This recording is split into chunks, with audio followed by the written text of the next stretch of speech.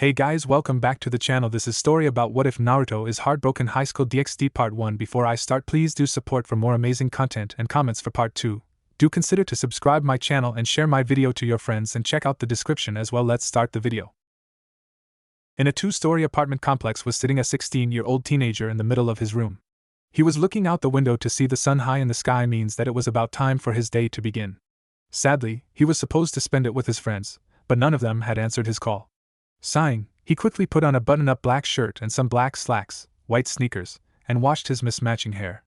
One side of his hair was purple while the other was red, making him look like a delinquent who just changed his hair to look different. Honestly, this was not his choice. He was literally born with this hair and never knew why. For him, he saw his mask on the table and sighed, seeing it was a black face mask that had razor-sharp teeth on the edges of it and the switch compartment that would allow him to chomp down with them and use his real teeth. You see, he was a ghoul, not the ones that are born from the dead or the vampire has bitten humans. No, he was a different subclass of ghouls.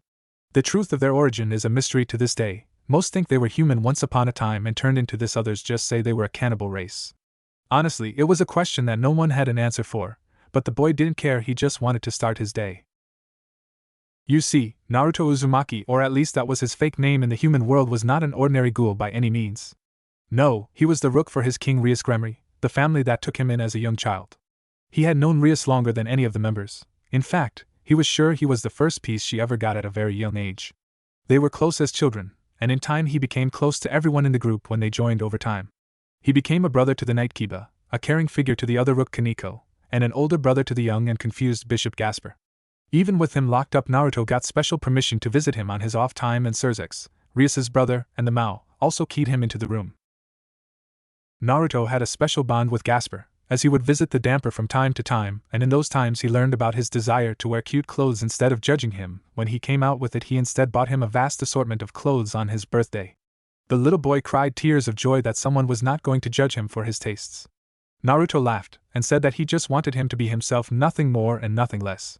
Plus it helped that he had tons of cash lying around from jobs he completed over the last few years. So Naruto was able to get Gasper whatever he wanted, from candy to clothes and even toys. He also told him he would find a way for him to use his powers better and get him out of this room soon.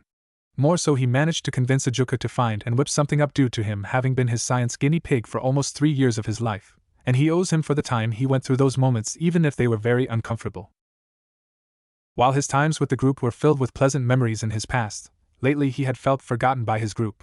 He had noticed the shift around the time that Highschool joined them.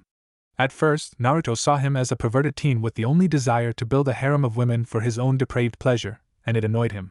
Kaneko was on board with his opinion of him not really worth the effort to maintain or help build up, even if he had a solid sacred gear. Naruto could think of at least 6 people on campus more worth his time due to them being either powerful as a human or talented in their own right.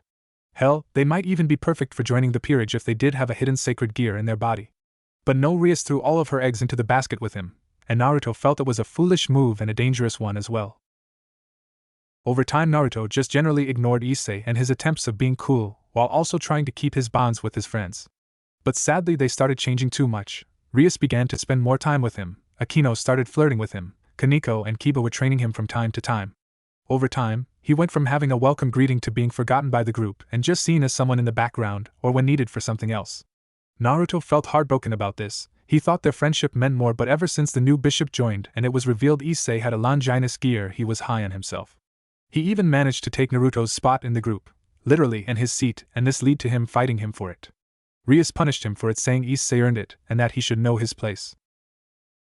Naruto was heartbroken and after this incident just stayed away as a whole. Kaneko never returned his calls and Kiba was too busy training for his ambition. On top of that, he was abandoned by Rias and Akino, who both started to open up to Issei more and more to the point that they no longer spent time with him outside school like they used to. Naruto looked in his mirror side, ready to spend his free day outside, knowing the group was busy at the familiar forest. But before he could make it to the door, he saw a silver teleportation circle and out it came a silver-haired woman with a lustful figure and silver eyes. She smiled at him with a small red-haired child wearing a fancy suit with green eyes. Naruto smiled at them, putting his mask back on the table, while the little red-haired kid ran into his chest, hugging him tightly. "Hey, Naruto and I." "Hey, Millikas, how are you doing?"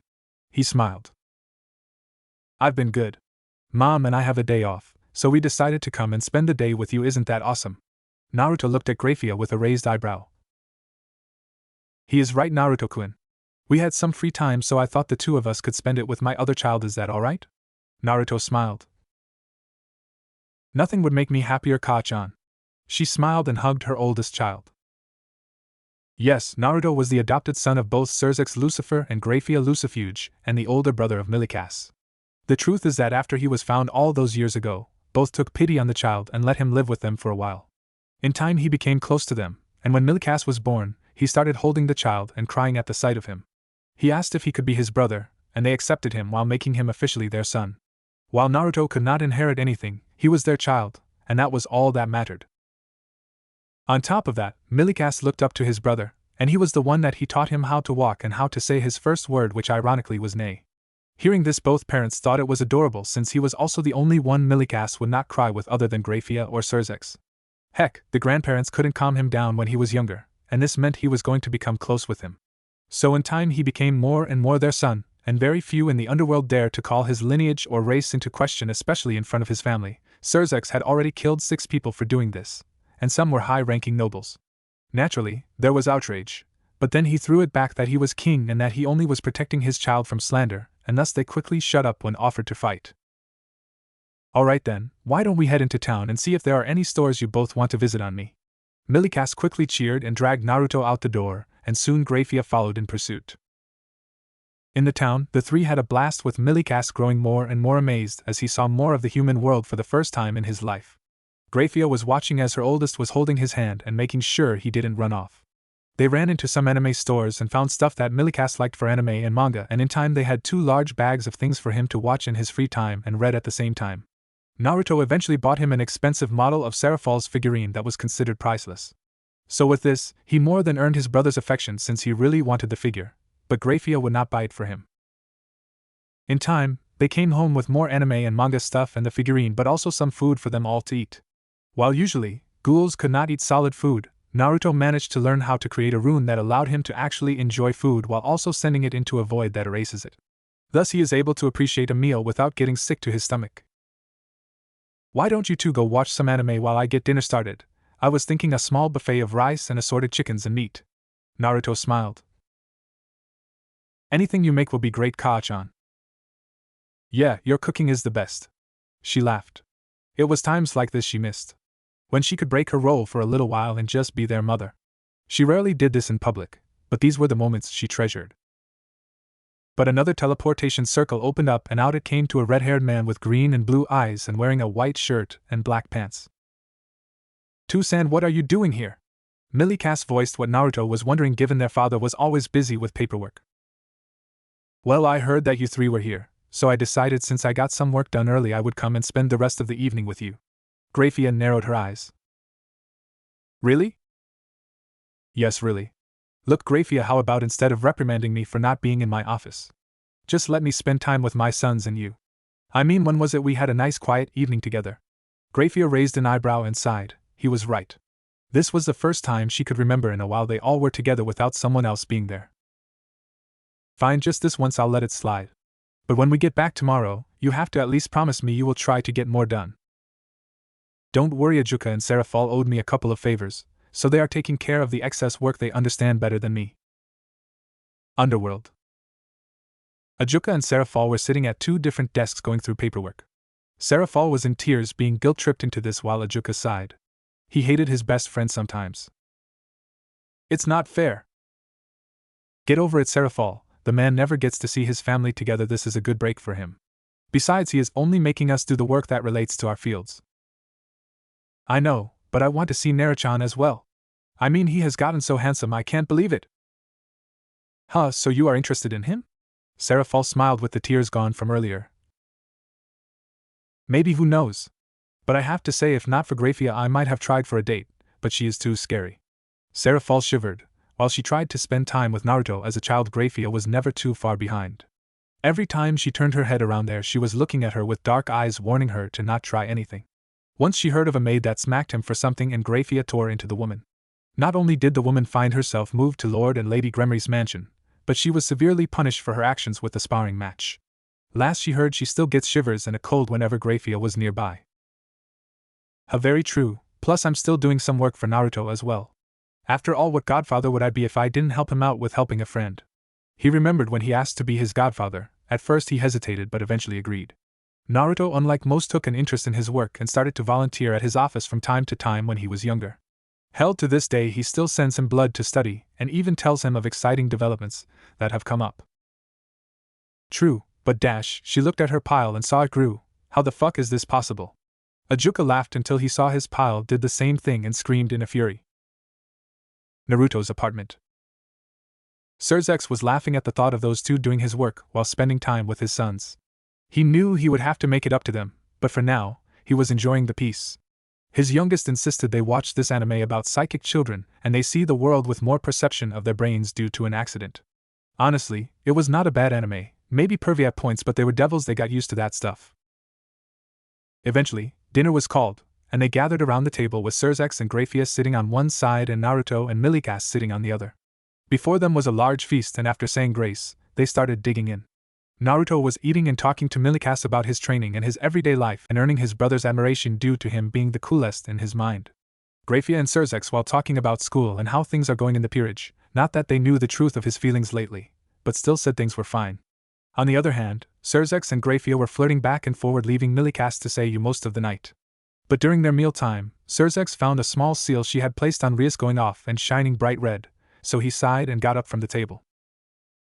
Sorry, something came up, and I have to take this. Please continue eating, I shall return shortly. Sirzechs quickly disappeared while Grayfia and her sons continued eating until Naruto noticed someone was missing. Kirara, where are you? Out of the shadows came a small two-tailed gold cat with a black diamond on her head and black eyes with the red scara. She had black in her ears and paws while also having black-tipped tails that hung behind her excitedly. There you are, girl. Naruto smiled at his familiar and saw her walk up to him and gave him a sad look. He smiled and summoned a plate to him and quickly piled up some of the fish and some rice onto her plate and set it down in front of her. She quickly dug into the food while showing the joy in her eyes to eat such delicious food. Naruto and they laughed as the little hellcat was eating the food without question and enjoying her personal meal. They continued this meal until Sirzechs returned into the room with a smile on his face, but it was strained. He looked at his wife and asked, "Can we talk in private for a minute?" She nodded his head and excused himself from the table, while Milikas wondered what is going on. But before he could get up, Naruto grabbed him and put him back in his seat. Just eat. But what about what they are talking about? I mean, aren't you interested, Nissan? I am, but that does not mean we have to eavesdrop. Humph. He puffed his cheeks out and soon went back to eating while they started talking about the stuff they were going to do in the future. The funniest thing is that when Kirara was done eating, she jumped up and sat down on Naruto's lap. She made herself comfortable and went straight to sleep. At this same time, both of their parents came back and enjoyed the rest of their meal. But about midnight, Naruto was ready to go to bed after putting Kirara into her personal bed in his room, but was asked to stay behind while Grayfia quickly took a tired Milikas home. When she returned, they had him sit on the couch facing them. Sirzechs asked, Sochi, how close is Rias and her new pawn? Naruto frowned. I don't know, to be honest. Why? They sighed. Sochi, we found them spending the night together, and we were wondering how long this has been going on. Naruto tightened his fist.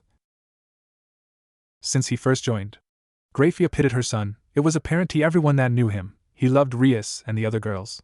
He would give his life for them, and that was one of the main reasons he even became her rook. One day hoping to prove worthy of her love, but after what she saw it might not be that way much longer. When she arrived to see her and her pawn, she saw the two of them in bed but her ready to give him her virginity. She quickly put a stop to that and saw her arguing about her getting involved in this matter. When she brought her back to her room, she talked to her husband, and they agreed to not tell him the truth about what was happening, just that they were spending the night. If he found out, they didn't know how he would react, but it would break his heart into pieces. Especially since the incident when he was a child, he had a hard time bonding with people as a whole. Well, that is unnerving. Would you be able to tell us more about the boy himself? Maybe how he came to become a member of the Peerage, and at the same time what kind of person he was before being reborn? Naruto nodded his head. Of course, Tusan, from what I've seen of him, he has a Longinus gear known as the boosted gear. But other than that, he can barely fly and has no magical potential at all, to the point he can't even teleport.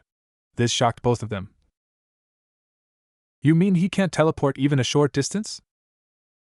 No, I mean he can't do it at all. This caused Grayfia to frown.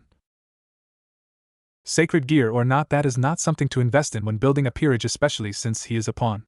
How many pieces was he? Naruto sighed. All of the pawns. Sirzechs' eyes popped out of his skull. You mean she wasted all of them on him? He nodded his head, and he sighed. How is that even possible? Alive, he would be worth maybe 2 pawn pieces if his gear were not unlocked. She did it when he was dead. Mostly waiting for a fallen angel to kill him, and then recruited him to her peerage. Now this angered Sirzechs. He was unaware of the fallen angels were in the city that long. He only thought they just showed up so he would have to talk to his sister for falsifying the record at this time, and why Sona did not say anything. Anything else? Apparently the boy is a pervert to the highest degree. I mean not in the sense of like us, but I mean before and after he became a devil all he talked about is having a harem. Having unprotected sex and never calling the women back, and even claiming that he wanted to have his women naked all the time. Grayfia frowned. How repulsive, and Rias allows this to go on. I'm afraid so, Kasan, just because he saved this nun that joined us not too long ago. Wait, a nun? Sirzechs was shocked and fearful when his son nodded his head. Son of A. We're barely on speaking terms with heaven, and she goes and does that. What is she thinking? Disowned or not, she is still a nun, and this is considered a spit in the face of the angels. This could be disastrous if someone finds out. I know Tusan, but since then the boy thinks since he defeated the fallen angels he can do as he pleases. He even took the spot on the couch I usually sit, and when we fought, he was let off, and I was punished for my actions. That is why I'm not at school for the last few days. Grayfia comforted him with a big hug, pulling his head into her chest.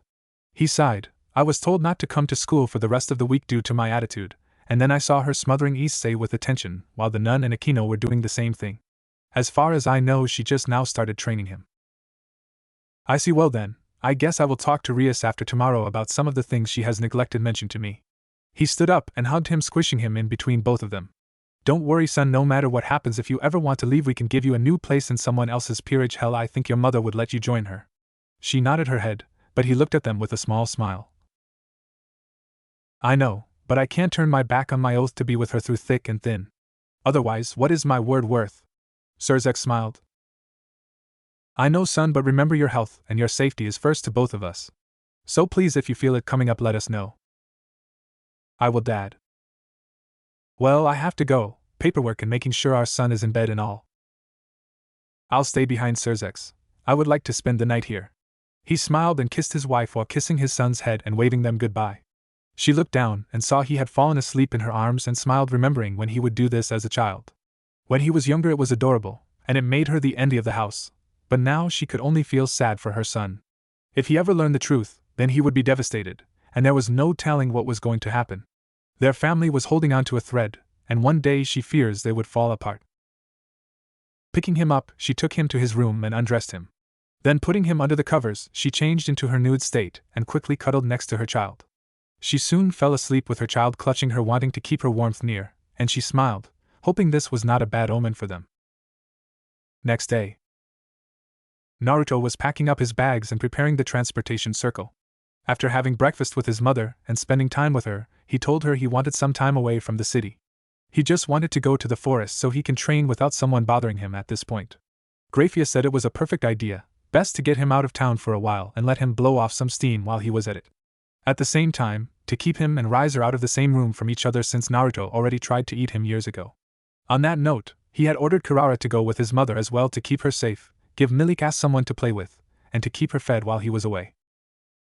When Riser was harassing his brother Milikas for being in his way and not knowing his place, he had ripped his arm off and started eating it. From there, he quickly duked it out with the Phoenix child, but in the end, he almost killed the poor boy. This led to him shouting about him being put down until Sirzechs got involved and told him he was lucky not to be killed, explaining Naruto's status among his family and leaving things tense between the two of them. So after Grayfia left, and he promised to call her as soon as he was there, and at least once a week he started packing. Mostly he was packing extra clothes, weights for his limbs, and some additional meals for himself. It was sets of preserved flesh that was left for him as a means to keep his cravings at bay and to keep him from losing control when seeing other people.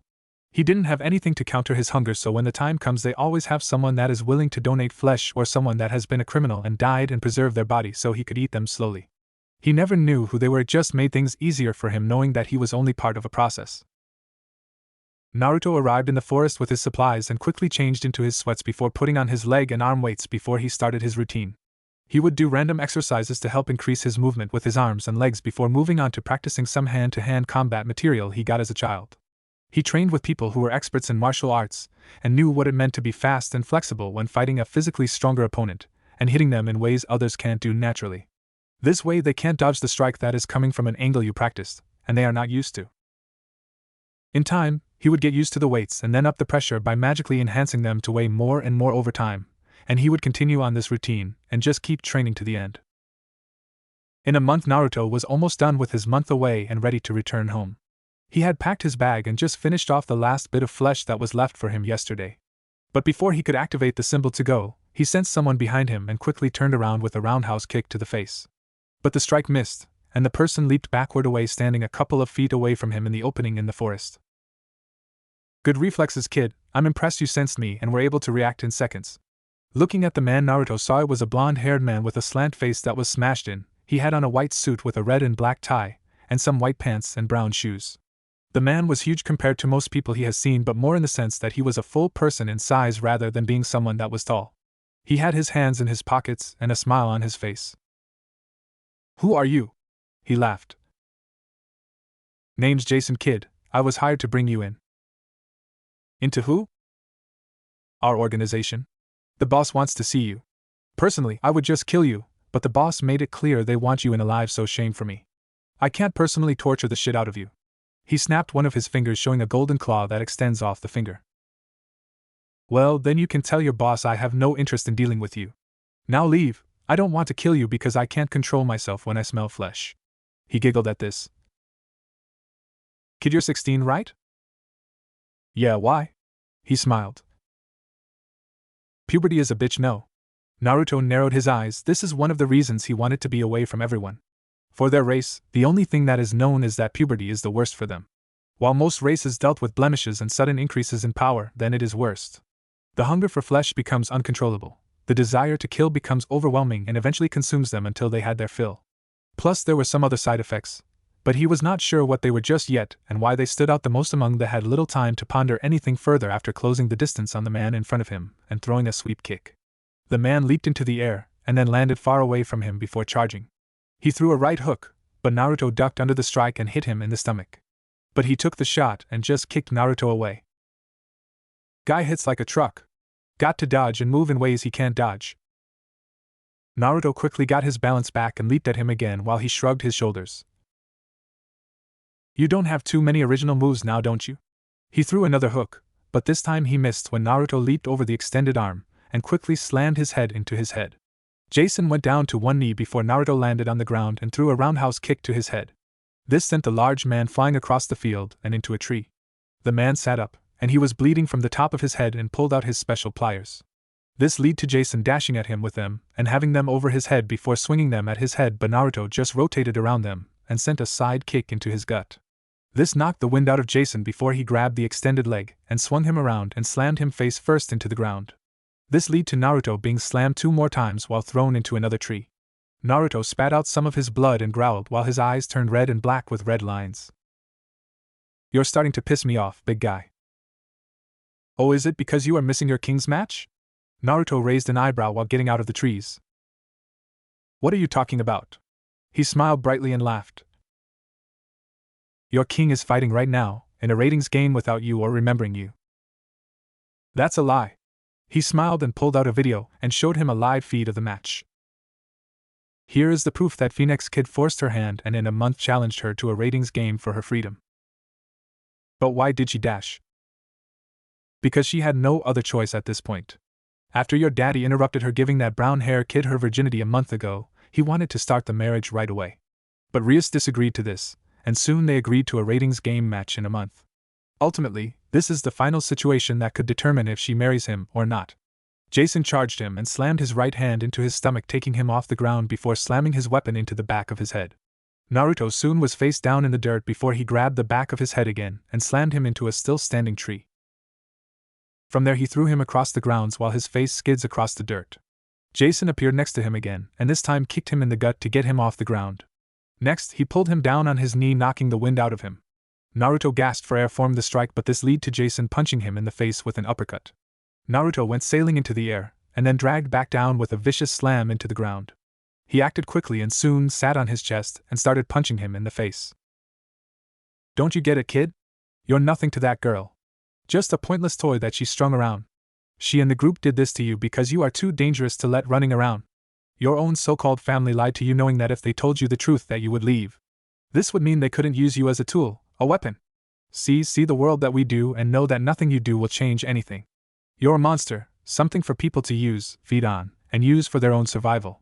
He was laughing while Naruto's face that was mashed up from the punches soon started healing from the damage. Oh, you have your mother's power of regeneration, huh? Good, this makes me playing with you more fun. He then stood up and stomped on his head while continuing the torturous beating. But what he did not know is that Naruto was sitting in the middle of his mindscape. There he saw a red rook piece standing in the background of a field of white flowers. In the middle of this was him, sitting there surrounded by the flowers while in the chair.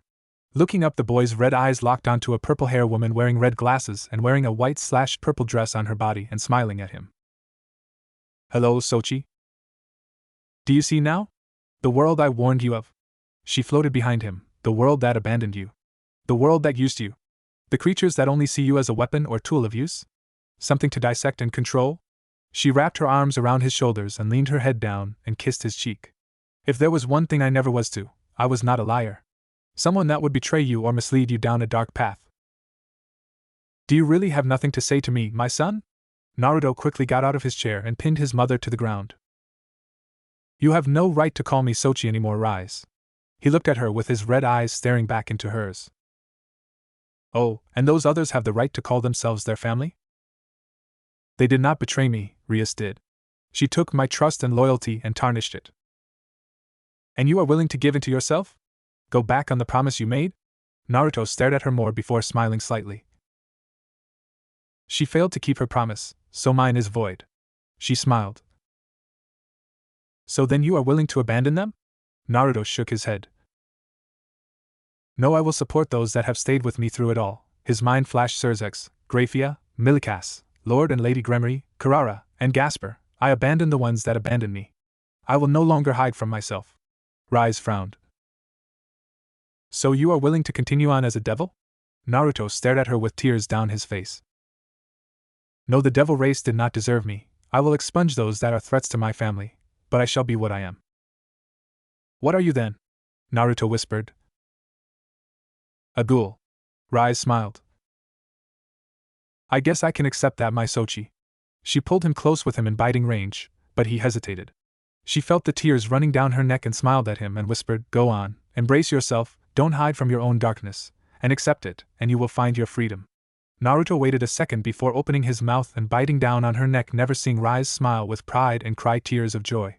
Naruto quickly ate her in the mindscape, while his hair started to fade into white. Naruto stood up from the gory mess that he made there and saw that he ate everything. Looking up, he walked away into the rook piece that towered over him. Time for you to leave.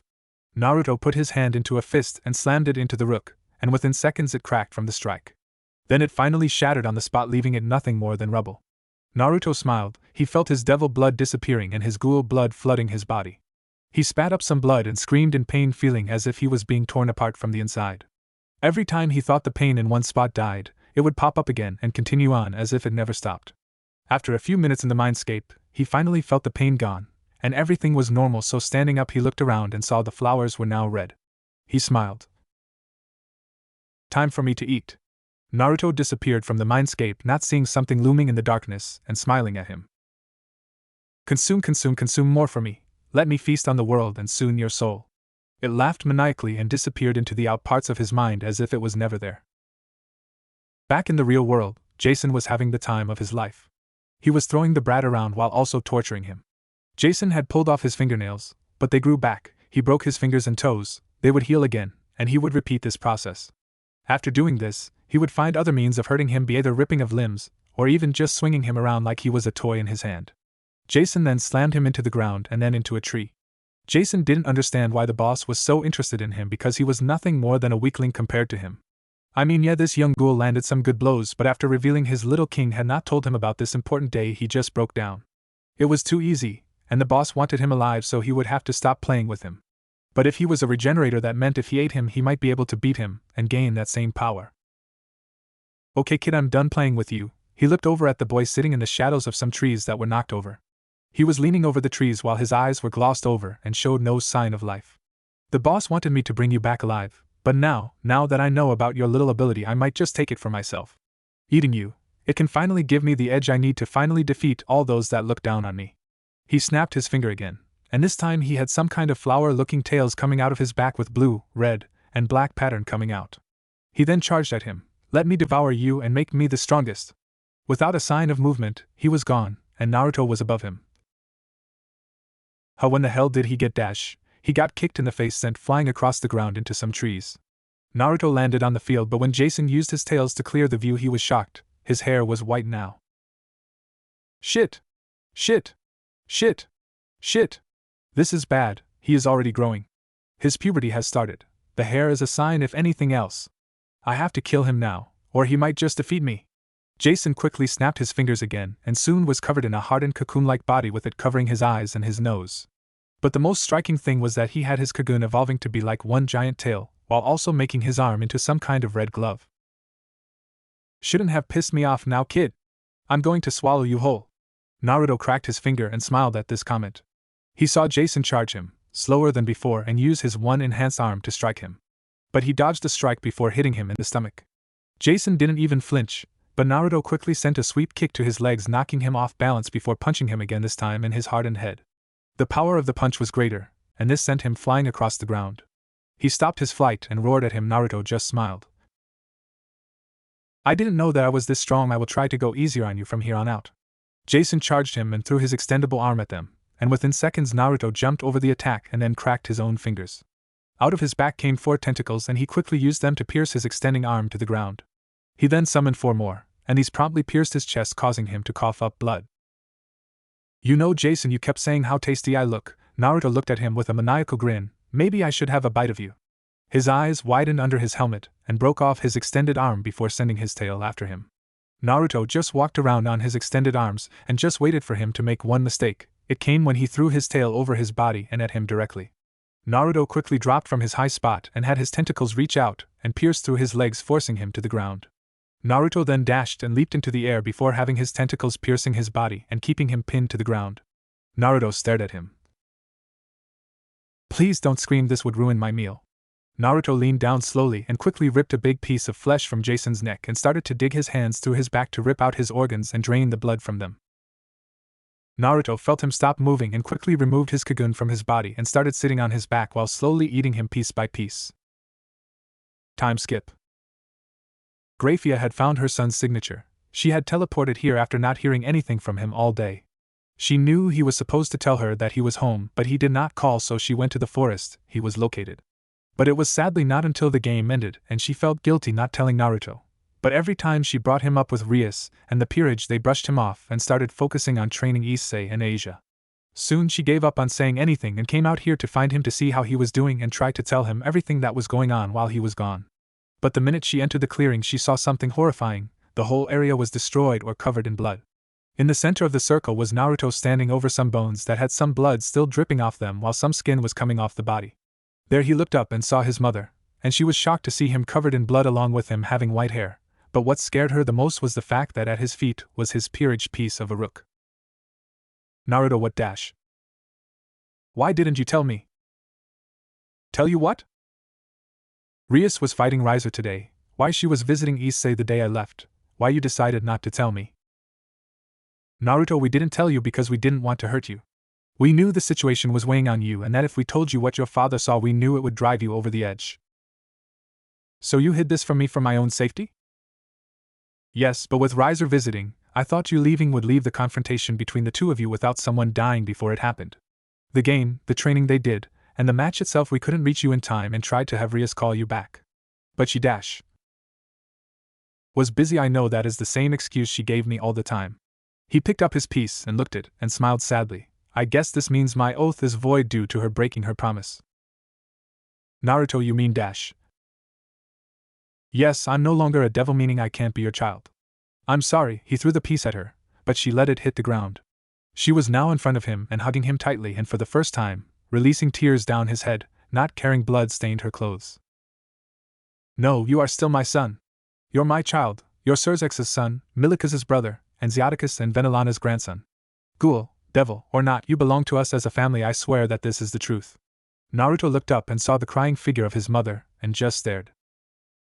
Then he reached up to her face and touched her forehead with his, blood smearing on her skin, and smiled sadly. Maybe I am, but for now I feel that I can't think of myself that way. Things are changing, and if I don't do something I could hurt one of you, and that is the one thing I still won't allow to happen. Naruto removed himself from her hug and summoned a teleportation circle.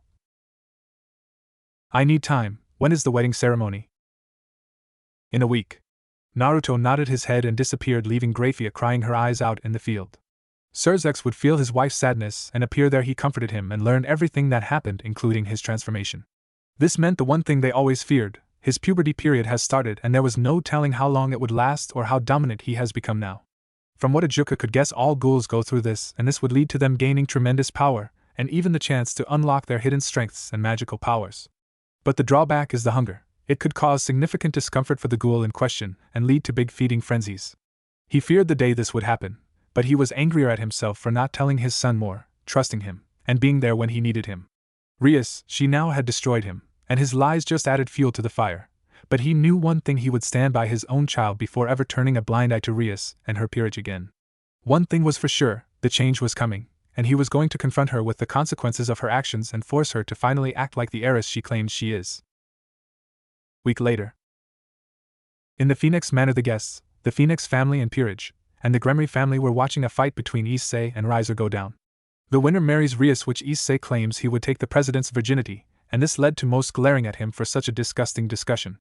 Sirzechs just kept his opinion neutral on the outside and allowed the two to fight, and this would lead to them seeing him unlocking his balance breaker and charging the Phoenix heir to take him down once more.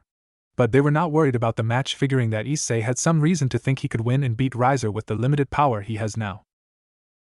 Out of the shadows of the throne appeared a teen wearing a black cloak with the Lucifer clan symbol on it. It covered his eyes, but it showed a black mask with teeth on it. He was wearing a tight black top and black bottoms that ended with black boots. His hands had fingerless gloves with the marking of the Lucifer family on the back of the gloves. Naruto-kun, it is good you could show up. The teen stayed silent watching the match. He didn't acknowledge his father, just wanting to measure the two devils in the fight. Issei wins. Huh. Issei wins. He has a cross in his hand, and thanks to his gear covering his arm with draconic scales, he can use the cross without hindrance, and even use the holy water with no trouble. He is basically using weapons of weakness against Riser and things he can't heal from. Have to give him that much credit for thinking this fights through carefully and when to use the weapons of choice. Yes, but he's still too inexperienced to face down a real warrior or devil in a straight-up fight. Naruto snorted.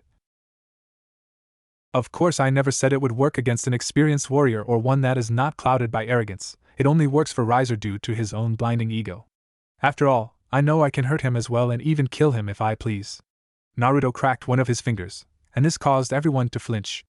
Ever since Naruto returned after his time away 4 days ago, on top of the month of training, they saw his personality had changed. He basically was colder to the people around him, barely showing any sign of love and care to the world as a whole. But Sirzechs could see that he was not angry at them for everything that happened and the lies, but more he was just uncaring about what happened.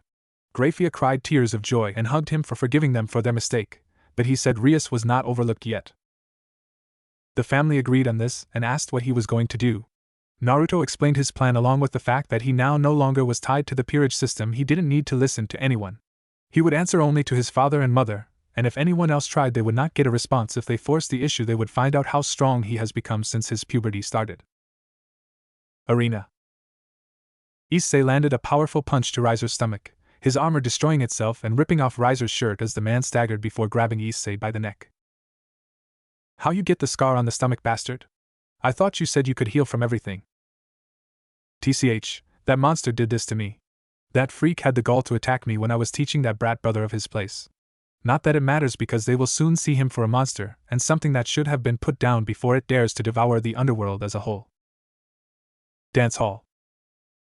Sirzechs' power spiked, and everyone saw the fury in his eyes and the throne being erased while the floor was freezing up and the Phoenix family paling at the rage in both of their eyes. Grayfia was wanting to get involved now while Sirzechs was going to teach him the meaning of pain. Lord and Lady Gremory frowned at how he spoke of Naruto and knew that the Phoenix family was going to take a severe hit from this and Riser's actions and words. Naruto, on the other hand, was looking at his nails. He saw they were well trimmed and at the same time imagining them ripping out Riser's eyes. Turns out he has developed a bit of twisted side thanks to him becoming a full ghoul again. Arena. Issei just chuckled at the fact and pulled out a bottle of holy water. Here is another one from me, he shouted as the water splashed on Riser's face. Transfer. Riser let go of Issei, screaming in pain as the water burned his face and then was punched by Issei, whose dragon arm held a cross and was covered in strengthened holy water. Dance hall. Naruto just ignored this outcome and started up his teleportation circle while leaving something next to Sirzechs on the ground. It being his rook piece and it sitting on a picture of him with Rias and the others as children with a message written on the back. Sirzechs turned back to his son and asked, "Did you do what you needed to do?" "Yes, I assure you, father. Gasper can go free now and I have given Iihiko what he needed now. Goodbye, father, mother, I shall see you soon and tell Milikas I will see him sometime soon." He turned to the two of them and was glomped by them in a tight hug. "You always can come home, son, no matter what. We will always be a call away." Naruto smiled and got loose while keeping his circle ready to go. "I know, that is why I want you to tell Milikas to keep moving forward no matter what, even if the world turns against him, keeping moving forward, and I will always be proud of him." He then was gone in a bright light of red, and the announcement went out that Issei won. The two frowned and got ready for a weighty conversation with Rias and her peerage. Picking up the picture in rook piece, they looked at the back of the photograph and saw one word. In the Phoenix manor, Rias and her peerage were cheering. The fear was finally over. Issei, the newest pawn in the underworld, had done it. He had freed Rias from her marriage contract. Riser Phoenix had been a problem for them for years since Rias was born.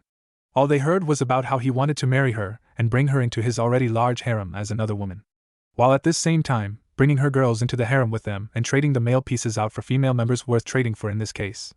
This had been something going on for quite some time, and the group was concerned how much worse it would get even if they had until Rias was 21. That was the original agreement, at least until recently. Riser apparently gotten impatient and wanted to marry her sooner, thus pushing for her the wedding to happen quicker.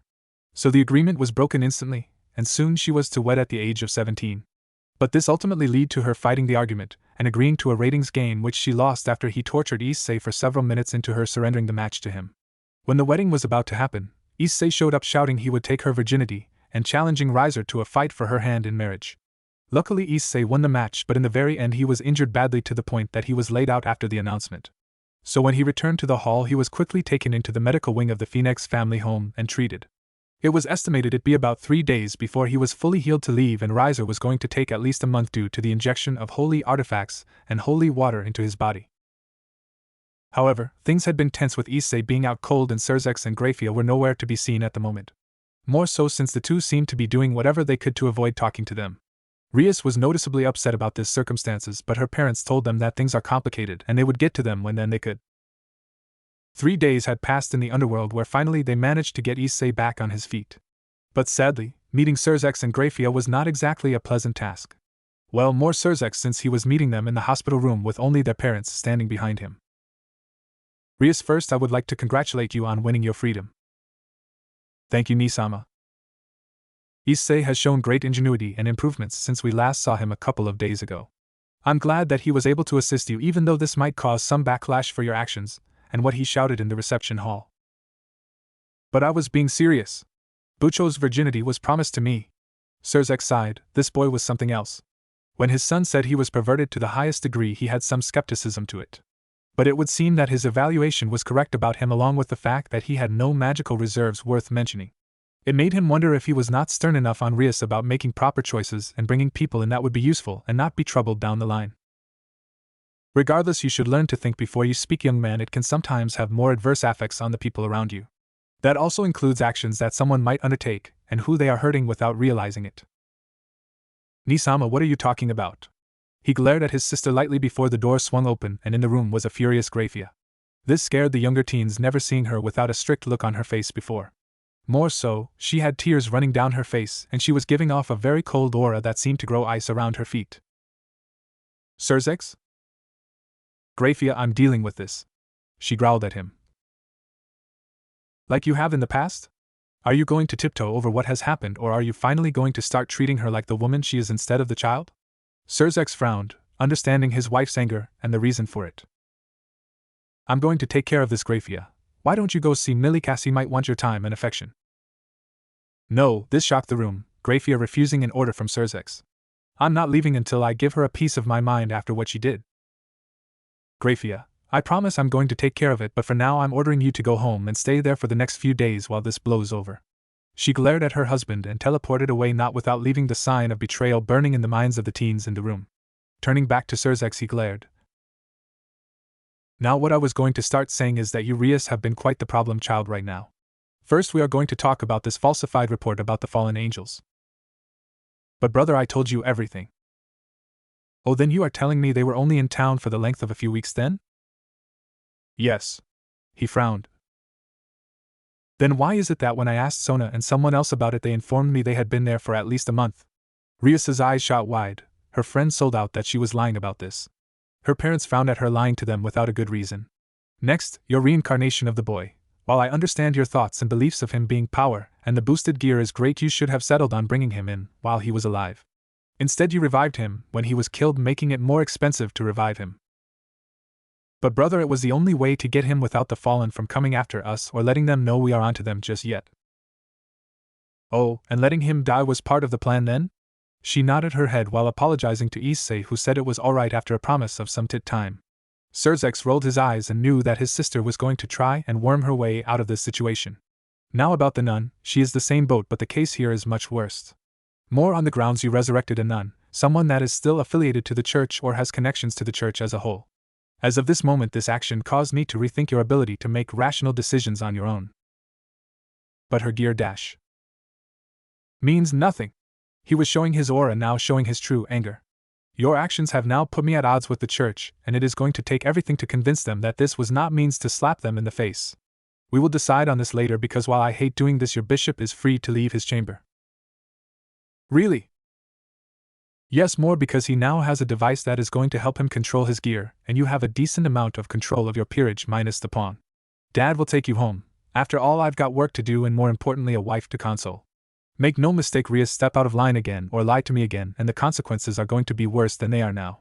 He teleported out of the room, and this left Sirzechs to teleport them home to the ORC room.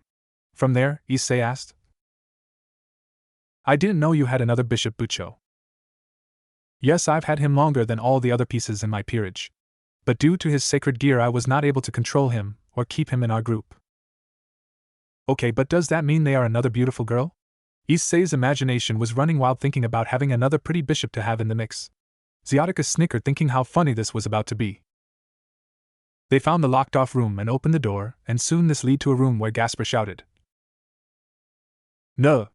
In the room the group saw a blonde-haired girl in the school uniform sitting in the corner, cowering at the sight of them, and with pointy ears. On top of that they had short blonde hair and pale skin.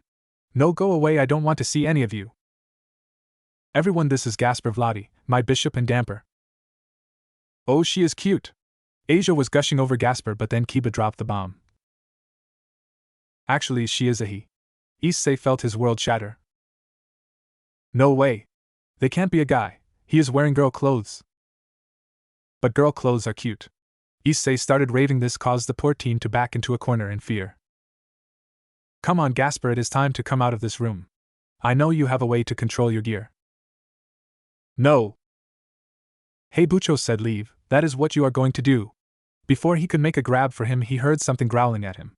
Turning his head, he saw a small blonde and black fur cat feline with two tails hanging behind them. Huh, what the hell is that? Oh, it is so cute. The cat growled at them and had fire coming off its paws and out of its mouth. Sirzechs held the group back. Don't agitate her. Her? He nodded his head to the bishop and motioned for them to back away from her. Especially after he saw the tears in the feline's eyes and knowing that it must know that her father was gone and left her here for Gasper more than anything else. What is Kirara doing in here? Rias was shocked to see Naruto's familiar here without Naruto being around. In fact, this reminded her how harsh she had been to him a couple of days ago, and made her want to apologize. It was just due to Issei having the boosted gear she felt it was necessary to keep him willing and dedicated to her. But it would seem this plan worked well, but only to the point that she was sure he was willing to do anything she said as long as he got something off her in the end. I just fought a guy that produced fire. What makes you think I'm scared of you? He reached for Gasper, but before they could stop it, Kirara was on top of him. But she had gotten larger, to the size of a large mountain lion. She stared at him before showing her fangs and roaring in his face. Issei freaked at the sight of the big scary cat monster, but Gasper said, "That's enough, Kirara, come back." The cat looked at him, and then back at the boy before turning back into her kit form and hopping into Gasper's awaiting arms. Kirara turned her head, shaking with anger in Gasper's arms. Flashback. Kirara blinked. She was about to take a nap in her basket at home when she was in Gasper's room at Ko Academy. She smelled her father, and turned happily to see him, but she was worried when she saw him. His hair was white and his eyes were cold. He wore a strange cloak and different clothes to what she remembered him wearing normally. His magic and scent had changed enough to be different but stayed the same for her to recognize it was indeed Naruto. Gasper was in front of Naruto and Kirara, grasping his arm which had a new bracelet on it as he cried. "Papa," Kirara thought, with a squeaky voice, as she looked at him with her big eyes. "Why did you summon Kirara here?" "Papa is going somewhere and I need you to stay with Gasper," he said to his kitten. Kirara tensed. Did Kirara do something to upset Papa? Naruto shook his head as he placed Kirara on the desk nearby. "No, Papa is going somewhere dangerous and he does not want you to get hurt. Which is why I asked Gasper to look after you until I return." Naruto pet her head as she started to tear up. "I'll be going now. Take good care of her, Gasper," Naruto said to his little brother as he hugged him. "I will," Gasper shouted as he clung to Naruto. "I will." "Thank you." Naruto released Gasper and started to leave, but felt a tug on his cloak. Kirara had entered her large saber-tooth battle mode and bit his cloak and pulled him back with tears in her eye. "Please," she begged as she looked at him. "Take Kirara with you, Papa? Kirara doesn't want you to leave." Naruto turned and pulled her head into a hug, stroking her head. "I can't take you with me," he said again. "I can't risk your life being taken from me. So please, be a good girl and protect Gasper for me in my stead." "Kirara will. Kirara promises Kirara will, Papa," Kirara said as she let go of his cloak as she nodded into his hug, reverting into her kitten form and clung to him until he handed her to Gasper. As Naruto stepped aside and activated a teleporting seal, Kirara let out a high-pitched cry of anguish that broke his heart and Gasper's as he too started crying again. End flashback. As you can see, little one, that is Naruto's familiar Kirara, and she is a hellcat. A powerful feline species that is rare to find, let alone tame one. Naruto and the familiar master found her mother when she was pregnant with her and nursed her through the whole situation. Sadly, she died giving birth, but Naruto took Kirara as his own and soon became her father, seeing her first everything, first fish, first real steps, and even the first time she made a fire attack. He was there and at the age of 6 was more mature than most adults. "Whoa!" Kirara growled at the group while ignoring Kaneko. As a Nekasha, Kaneko had the ability to communicate to most feline creatures telepathically. But Kirara was blocking her out of her mind and making it clear she wanted to not talk to her. So moving on from this, Rias remembered Naruto. "Speaking of my rook, where is he? He is in so much trouble for missing everything that has gone on for the last few days." "Indeed, President, maybe I can offer some punishment to him, fufufu." The group backed away from the sadist queen, but Sirzechs growled. "Rias," she looked at her father and said, "Your brother mentioned that he hoped you were happy regardless of the consequences. Well, here they are." The consequences. Out of his pocket he pulled out Naruto's rook piece and a picture with the message on the back. Rias was shocked. "Naruto's dead." The group started freaking out, and Issei was frowning. Yeah, he didn't like him for having the affection of most of the girls on campus, but he didn't want him dead. "No, he is not dead. You see, while you were off giving your virginity to Issei and having the meeting with Riser, Naruto took off and did some training in a nearby forest. From what I was told by Grayfia, he was attacked the same day as the ratings game match. From there, he fought another ghoul that wanted to eat him, but he managed to kill him and devour him. Sadly, it seemed that his piece came out of his body, and thus he was a full ghoul again and going through his own puberty."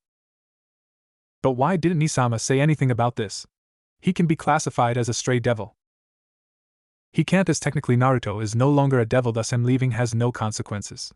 From what I gathered after you punished him and the fact that you abandoned him for most of your time with Issei and Asia, he grew more and more distraught. I understand you wanted to make sure they were ready when the time comes, but you all could have been there for him when he needed you the most." I agree, Rias, you left my brother in the darkness and distanced yourself from him. Gasper was crying while having Carrara licking his face to try and calm him down. Sadly, Asia realized that they were part of the reason he left, and started crying from this. Carrara sensed the pureness of Asia's heart, and how she was really distraught. Gasper, said Damper, looked at the cat in his arms as she looked back at him. Take Carrara to the blonde girl. Please? Gasper looked at Asia's crying form and nodded. He walked over, sat down, and tapped his senpai on the shoulder. Asia blinked and saw Carrara being held out to her by Gasper. Carrara touched Asia's forehead with her paw, and patted her there a few times, like a mother to their child. There. Asia blinked. Papa is probably mad, but Carrara can't see him being angry at someone as pure as you for a long time. Carrara wiggled and then landed on Asia's lap before she snuggled into Asia and Gasper, comforting them both. However, Carrara growled whenever anyone else got near her, and showed she was not having anything else today from them. Only Gasper and Asia deserved her company. Regardless, Rias, your brother has to negotiate with the others devils of the underworld, and the angels in the hopes of appeasing them. Starting today though, from me and your mother we are ordering you to not leave town. You are to stay here and train all of your peerage and not just one person. In a month's time we might lift the ban, but as of now no more contracts, and no more calling your brother for favors or ourselves. Also, fair warning, don't bother Grayfia, she is consoling Milikas, who has just found out Naruto is gone, and is furious herself. I don't understand, why are they upset? I mean, he is just someone that works for you guys, right? Sirzechs shook his head, and out of his wallet he pulled out a favorite picture of his. It was a younger Naruto at the age of 6 holding a baby Milikas and Grayfia and Sirzechs sitting behind them with smiles on their faces. They had this picture made for his anniversary with his wife and to show they appreciate everything they have done for the both of them. From there, Naruto became his grandson after his adoption, and Venelana was one of the main figures in his life he went to when he needed someone. As you can see here, Issei, Naruto was more than just Rias's rook. He was Sirzechs and Grayfia's son and the brother of Milikas. While not blood, they loved him like family, and so do I and my wife. Keep this in mind when you speak about him, because you can find out that many have been killed for talking ill of him. Issei paled. He knew what he was, and to hear that even Riser, the guy he barely defeated, was beaten by him painted a nasty picture. Not only was he strong on his own, he was protected as the child of the leaders of the underworld, and his wife. After saying his piece and finally seeing the group realize what they have done, he decided it was time to go home to his wife and talk about what they are going to do about the territory. On top of that, Rias was crying, Akino was crying, Kaneko was crying and sitting on the floor as if in pain, and Kiba cried, feeling like he betrayed someone that was there for him since the beginning. In time, the whole group was this way, wondering what the next meeting with Naruto, if ever, was going to be like and how much he has changed during this time. Month later, unknown location. In a hidden facility in an unmarked location in Europe were several members that used to work for the church. Sadly, they were excommunicated due to their actions and research. So they went underground with it, and continued their work, but recently they heard rumors someone was looking for them. Naturally, they believed their facility was protected since no one other than a handful of people knew of its existence. Sadly, this did not last long when one of their scouts went missing, and rumor was that he was found dead in a nearby town, having been eaten by something in that general direction. Then front door that guarded the facility was a giant metal door that stood several feet high, and had titanium alloy to keep others out and them in.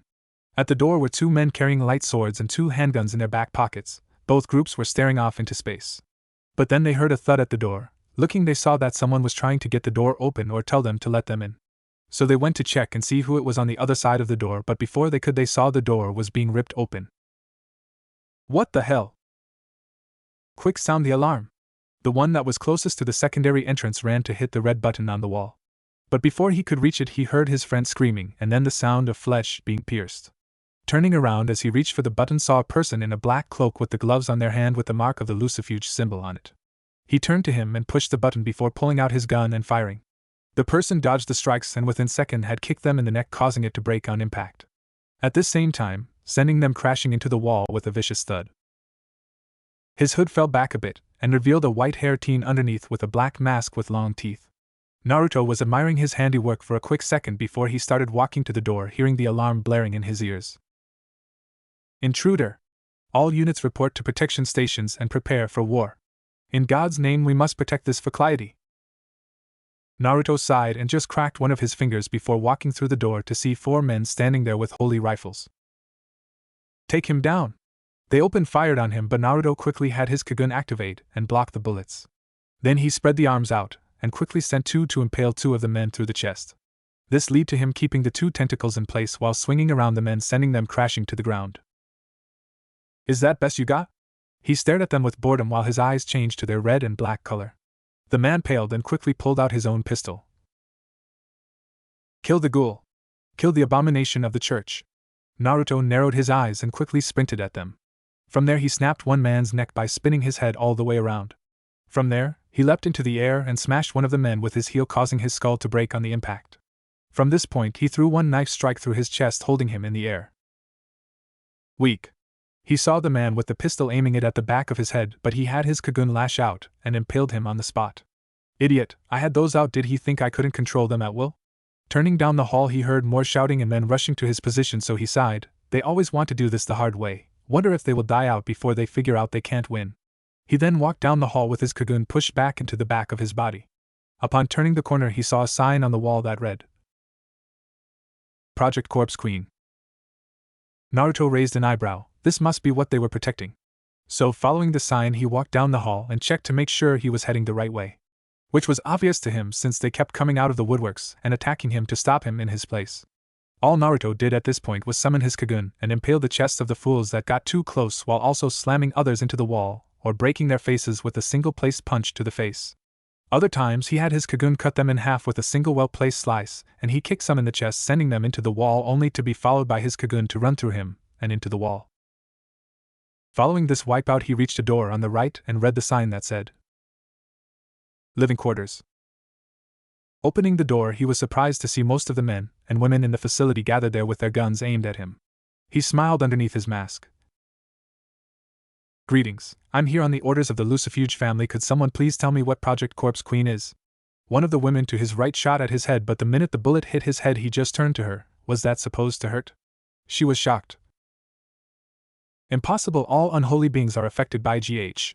Naruto shut her up with him shoving his Kagun down her throat and flinging her into the wall with a thud. Now that was rude. I'm not unholy, just someone handed a hand he didn't want is all. Back to my previous question, what is Corpse Queen? If you don't tell me. He cracked one of his fingers and out of his back came 4 more tentacles, each aiming at the people in front of him with 5 arms in total. You all get to be my next meal, your choice. Go to hell, monster. Die, monster of the Lucifer family. He must be the son of that whorish woman that married Lucifer head. Naruto so red. Now they crossed the fucking line. Fuck letting you live, you just signed your death warrant. Naruto quickly had his mask open up and leapt into action. From there, he started slaughtering the group without any hesitation. In 10 minutes the entire room was painted red from the destruction he had unleashed, while also having devoured some parts of the bodies that he managed to keep intact. TCH, disgusting filth, not even worth my time. Naruto walked out of the room with his Kagun back in his body while proceeding down the hall. After walking down the long hallway he managed to find the room he was looking for and hit the intercom. Hello? Who is this? Rick, is that you again? I swear if you interrupt me again. The man let the threat linger while Naruto just stared at the intercom. Sorry to break it to you, I'm not Rick. I'm someone that would like to ask you some questions about your little Corpse Queen project. The line went dead for a minute before he heard shouting. No. I refuse this. Quick, where is the rest of security? If you are talking about the people in the living quarters, they are dead. Impossible, nothing can do this. Naruto sighed, melodramatic this one.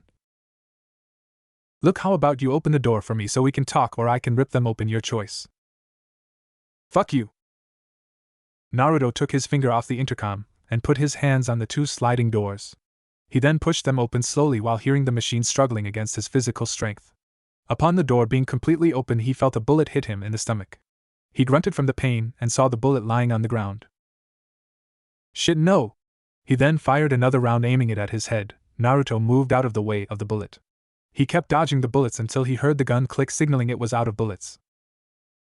Now then, how about you tell me, Dash? Naruto looked and eyes went wide. Well, not what I was expecting, to be honest. Sitting there in the middle of the room was a cage that was about the same size as one of the giant jungle gyms that you see at parks. From there, he saw inside of the prison was a white-hair woman with red eye and black ciliria, along with an introverted one sitting there with a dull look on her face. She was wearing a white kimono that did not hide her generous bust and showed them that she was a natural beauty.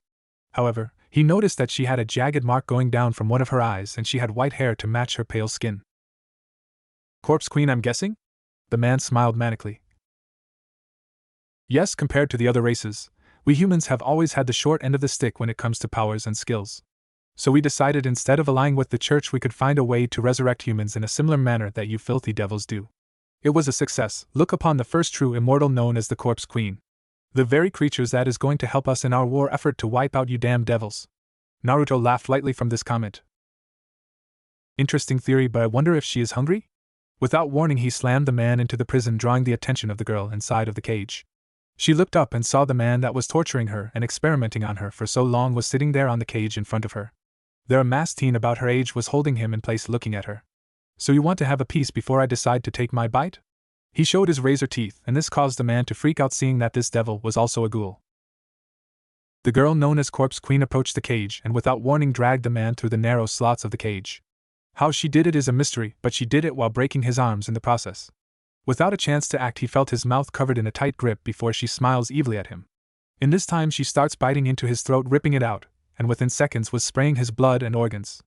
She was devouring him and Naruto whistled. It seemed she either hadn't eaten anything in a while or was just a messy eater to begin with.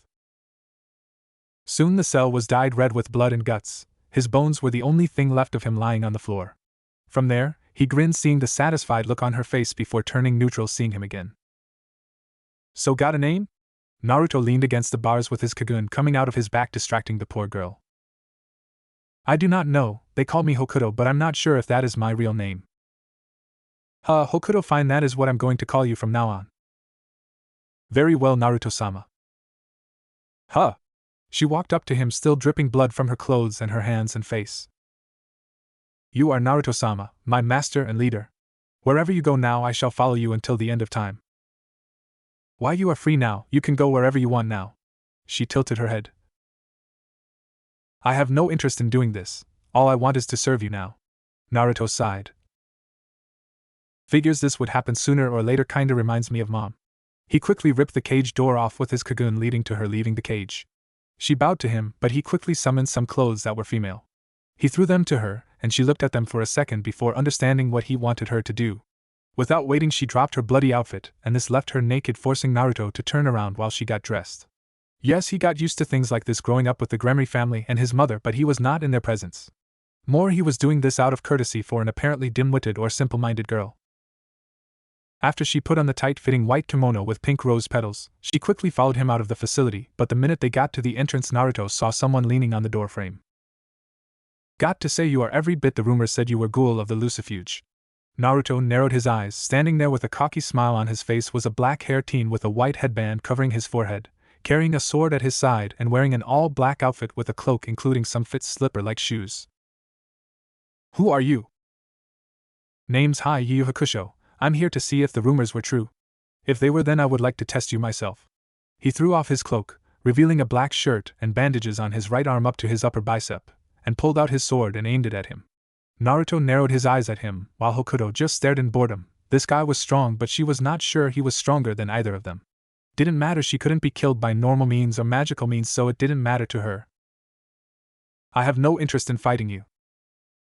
Too bad. He was gone in a blur and brought a slash down above his head. I do. Naruto just jumped out of the way of the slash. While dashing in the air, he was approached by Hai again. He aimed his sword in a downward slash but missed him again with him dashing to the right. They continued this pattern with him just slashing widely at Naruto, but he was dodging, either moving one way or the other or just jumping above the strike.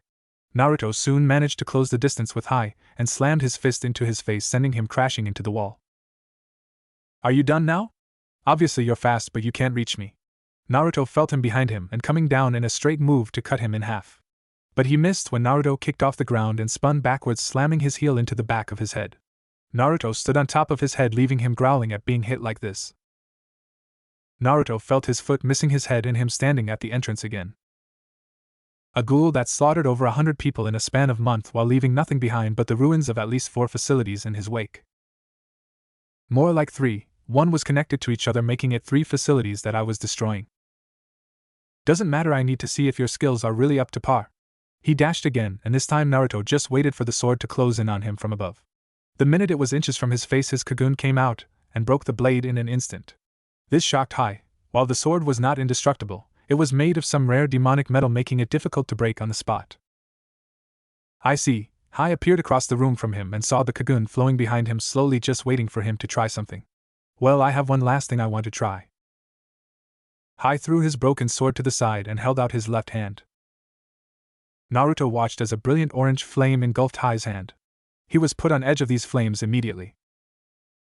Fist of the Mortal Flame, Hai said as he charged in and was right in front of Naruto. Naruto's tentacles went to attack Hai, but were burned instantly by the Mortal Flame. Damn! Naruto thought as Hai went to punch him. Squelch, splash of blood. Hai stood still as he looked at his target. Hokuto had pushed Naruto aside and taken his Mortal Flame punch to her stomach, and it went into her, burning her body from within before he ended the technique. Hokuto grabbed Hai's arm and proceeded to punch Hai in the face. That is for ruining my gift from Naruto-sama, Hokuto said emotionlessly as blood dripped out of her mouth. What? Thanks for the save, Hokuto, Naruto said calmly as he regained his composure. But are you going to be alright? No problem, Naruto-sama, Hokuto said as blood stained her kimono. It is a flesh wound.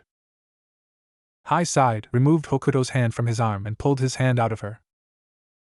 The rumors are true, Hai said as he walked over and picked up his cloak as Naruto helped Hokuto stay balanced as her wound started to heal. So why did you want to fight me? Like I said, I heard the rumors and wanted to test you. But another reason is that I wanted to hire you for a job. Oh? Yeah, it is something I can't do myself and need a team to help me out with. Nothing more than you being the distraction while I sneak into the facility the other way around. Huh, why would I do this? Would you believe me, it is a facility that has connections to this place, and the rumor is that they have more special demons sealed there. Naruto turned to Hokuto and remembered what she looked like in the cage inside. Fine, where is this so-called facility? It is in the middle of the ocean on a small island. It is heavily fortified and rumors are they hired some serious muscle since you've been wiping them off the map recently. Understood, so we go with you, kill everyone in there, and then we go our separate ways? Yes. Is one of these special demons someone you're trying to save? He frowned. Not exactly, you see, in my life I was born in odd circumstances. But let's say that a sibling of mine is there, and I want to save her from danger. Fair enough. You'll tell me more when you're ready. Hai was surprised most would demand more information, but it seemed he was comfortable just helping him out. He smiled, maybe this guy was not as bad as the rumors made him out. Especially since he is walking out of here with one of their little weapons. Soon the three of them went into detail of the facility, and how they were going to get in, and what to expect. In a far-off facility in Russia. A teenage, white-haired girl, she was holding the corpse of another girl. Please wake up, please don't leave me. Grab the next one, we need to see if she is more compatible. Yes, doctor. The white-haired girl was grabbed and held down to the ground. The other researchers took the purple-haired girl's body and quickly took it to the disposal chute in the room and dropped it down there. Shut up. She was hit with shock batons and forced into face-down position. God's work has no need for the weak, and your friends were just that weak. You are going to be the one that helps us please God. The man smiled dementedly and the girl thought. I'll kill all of you.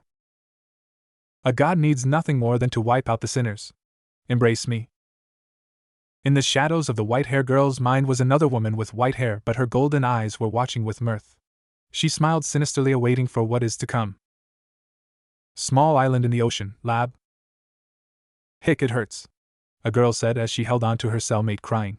Why does it hurt so much? There, the other girl said. It will be all right. A clanking noise was heard and drew the girl's attention. Come along, you two, the head scientist said as he had his men go in and grab them, getting an angry glare from the older of the two as they were forced to their feet. I'll kill you, the older girl said as the younger whimpered. The scientist laughed and smacked her outside her head. After all the trouble we went through to get you to Yamanate, I won't let you kill me, he said as he left, being followed by his men and the two girls. In the middle of the ocean there was a single boat crossing the water to arrive at a hidden island far off the coast of Spain. From there, the boat was that of a small transport ship, but the difference was the blood splattering the windows and floor. Corpses were littering the cabins with their limbs being scattered all over the place. Standing at the helm of the ship steering was Naruto, wearing a new mask on his face that he just completed a while back. It was black wrappings around his mouth that gave the impressions of a wrapping, but at the same time he had sharp fangs in the mask's mouth. It went down to the bottom of his neck and up to where his ears were, while at the side, he had his fox mask hanging off the side of his head. Next to him was Hokuto with a blank expression, was eating the arm of one of the people that owned the ship. She had the same look on her face from before and was just enjoying the peace and solace. The only thing that annoyed Naruto was that she refused to see herself as a free person again. More, she was someone that belonged to him as he saved her life. So, she would be his willing slave in all but name, and this annoyed him. He knew that most devils would kill for something like this, but after years of being a devil and seeing the abuse that most of these that have blind devotions go through, it left a bad taste in his mouth. But he just let her have her moments, and did his best to care for her while dealing with his own fractured and distorted psyche. Behind her, looking over the railing through some binoculars, was Hai. "We are here." Naruto raised an eyebrow. "This really the site of the research facility your sister is being held at?" He frowned and handed the binoculars to Naruto, who stopped the ship and let themselves float under the cover of darkness and rain, peering up at the island research site. "Maybe last I heard they had her here. Meaning that the best bet I got is getting inside of this place and looking through their files." Naruto nodded his head before looking at him with the binoculars at his side. "So, what is the plan?" Hai pointed at the left side where there was a dock. "We are going to split up. I'm going to take the rear of the facility. Hopefully while doing this I can find the files, or at least the head researcher, to tell me where she is." He then moved his finger to the other side with the dock. "I need you two to do what I know you can do best. Slaughter everyone inside. If that is not enough incentive, I heard rumors they were capturing a rare race of demons known as Yamanate, and are holding them hostage." Naruto raised an eyebrow at this. Yamanate, one of the rarest and most dangerous race of demons in the world and considered by many the most neutral. They have never taken part in conflicts and avoid confrontations while blending into human societies with the greatest ease. He heard that most are female by rights and that male ones are even rarer. If they really did have one or two at the most in their possession, he needed to break them out as soon as possible. "Okay, so we get in and just kill our way to those two?" Hai nodded to his question. "Yeah, but I heard some information from one of the guys you killed that they had found and hired some stray devils and priests to help. So be careful, we don't know how powerful the enemy at this point, and given what you've done to most of their sites, they are doing what they can to stop you." Naruto nodded his head before putting his mask on his face. "Let's get started." Dock. Two guards on the docks were playing cards, waiting for the last ship to arrive at the port. They were carrying some supplies for their research site, and yet they were running late. 2 hours, seriously, what the hell is the hold up? The second guard sighed. "You've got to remember there is a storm going on." "Yeah, but it should not take 19 hours to get here." The guard sighed at his partner's irritation. "Look, don't worry about it." He turned and saw a ship coming to the dock. "See, the ship just arrived." The other guard threw his cards down, showing he had nothing special in his hands, while the first guard had a royal flush. When the boat pulled up, they saw the ship was quiet. "Strange, most of the time the captain greets us."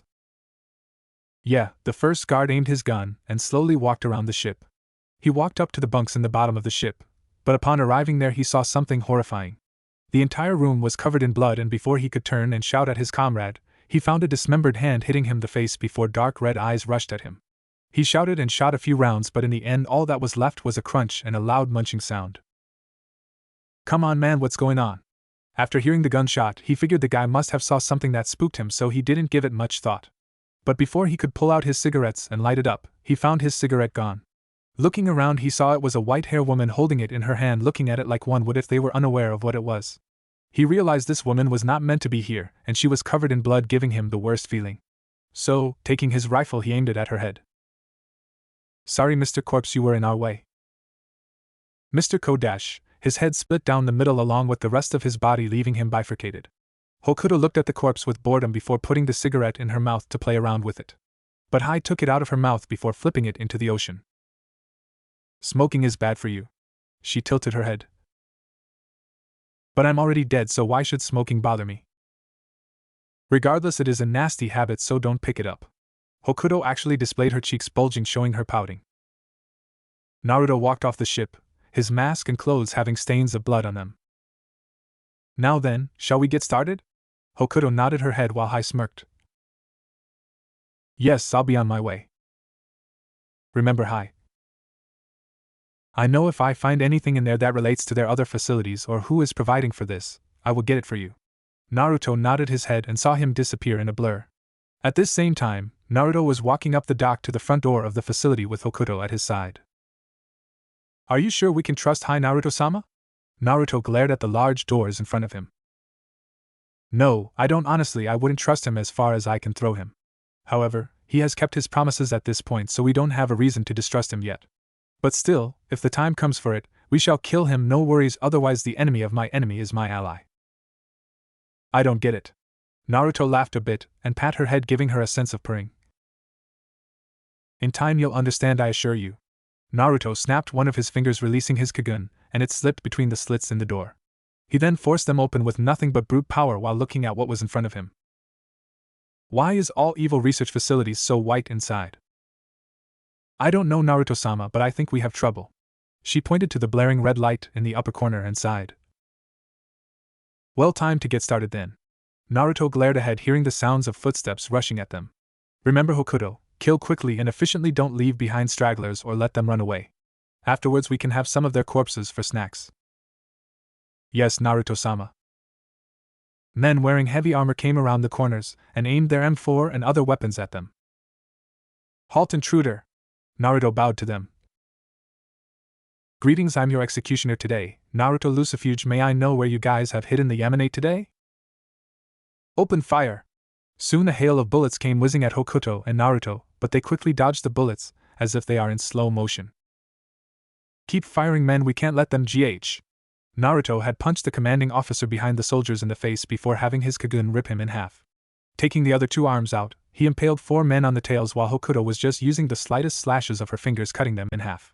Some were cut to the point of their bodies being in halves or cut off from their waists and leaving them crawling on the ground. Naruto would come around and use his other Kagun arms and impale them in the back and head, killing them in an instant. When all was set and they were all dead except for one man who was shaking and losing his mind, he quickly threw his gun to the ground and ran, but Naruto did not let him get away, grabbing him from the back of the neck and slamming his head into the ground. You look tasty. Naruto moved his mask to the side, showing his eyes. I would love to just eat you alive right now. The thought of your flesh in my mouth is tantalizing. He licked the man's neck, getting him to freak out more and scream. Please, someone help me. The intruders are not human, they are monsters. Naruto frowned.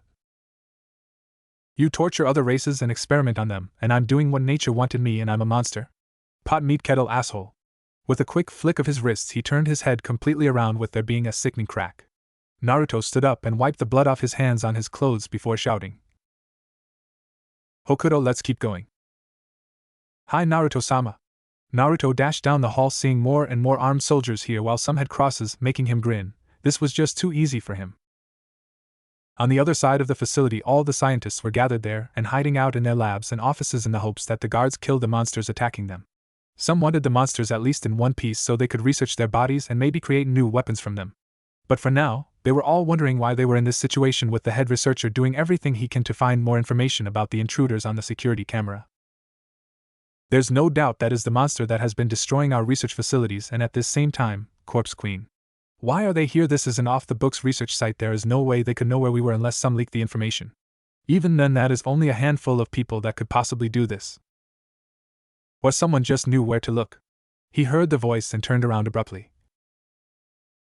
Who the hell are you? Standing there was Hai, and he smiled. Oh, me? I'm one of the few people in the world that was able to find this site. I'm also partnering with those two to take this place down. He frowned, but more importantly, I have a couple of questions that I want answered. Guards, someone is in here, come quick. No one was answering. You're all alone right now. With most of your security force dealing with my friends, I was able to kill the others with great ease. Fuck you, monster. He pulled out a pistol in his coat pocket and aimed it. But Hai had disappeared and was now standing behind him with his sword at his side. I have a couple of questions for you and you're going to answer them, otherwise this is going to be very painful for you. The scientist growled and dropped the gun to his side for now. What do you want, monster? Hai smirked. First, I wanted to know where the Yukiana is here. The scientist raised an eyebrow and laughed. You fucking serious? You came all the way here to find that useless piece of shit? Oh man, what a fuck hhh. Hai dug his sword into his arm and started twisting it in the fresh wound. Mock her again and I'll take off an extension. Now, where is she? The bitch isn't here anymore. We sold her to a different facility. Where? The man smiled and pulled his gun, aiming at Hai's head. I'd rather die than tell you. He felt his head falling and hitting something solid. He noticed he was facing the mysterious man's feet and was able to put it together far too late. Good to know. Hai leaned on the nearby computer and sighed. So you're not here, huh? Oh well, I guess that means I have to look elsewhere, but don't worry, I will save you, unlike our bitch of a mother. Turning to the computer, he started typing in some words and found that the computer needed a keycard. So, taking it off the scientist he killed, he was able to open the system up. Inside of the system, he saw something that disturbed him. Note from the organization? Who the hell are these guys and what is their connection to this? While Hai was digging for more information about the facility and the people that are probably supplying it, Naruto and Hokuto were having a bloodbath. Naruto had slaughtered several of the people inside of the facility with ease, and Hokuto was using herself as a human meat shield. From what he was able to see, she ate the bullets up in her body, and they soon came out, falling to the ground, and the wounds started sealing themselves up within seconds. After she recovered and they started reloading their guns or realizing they are out of bullets, they quickly retreat in a matter of seconds, but she was hot on their heels, butchering all the poor idiots that dared to get in her way, while he only killed the stragglers or those that are still breathing. Soon they arrived in a wing that was listed as a 3. So, entering the room, they saw standing in the center was a man with brown hair, black eyes, and he had a deformed body. His left arm took the shape of a demon with claws with blue skin, black horns growing out of his head, and a spade-tipped tail. Naruto knew who this man. So, this is where you were hiding, Hideki? The man glared. You know of me?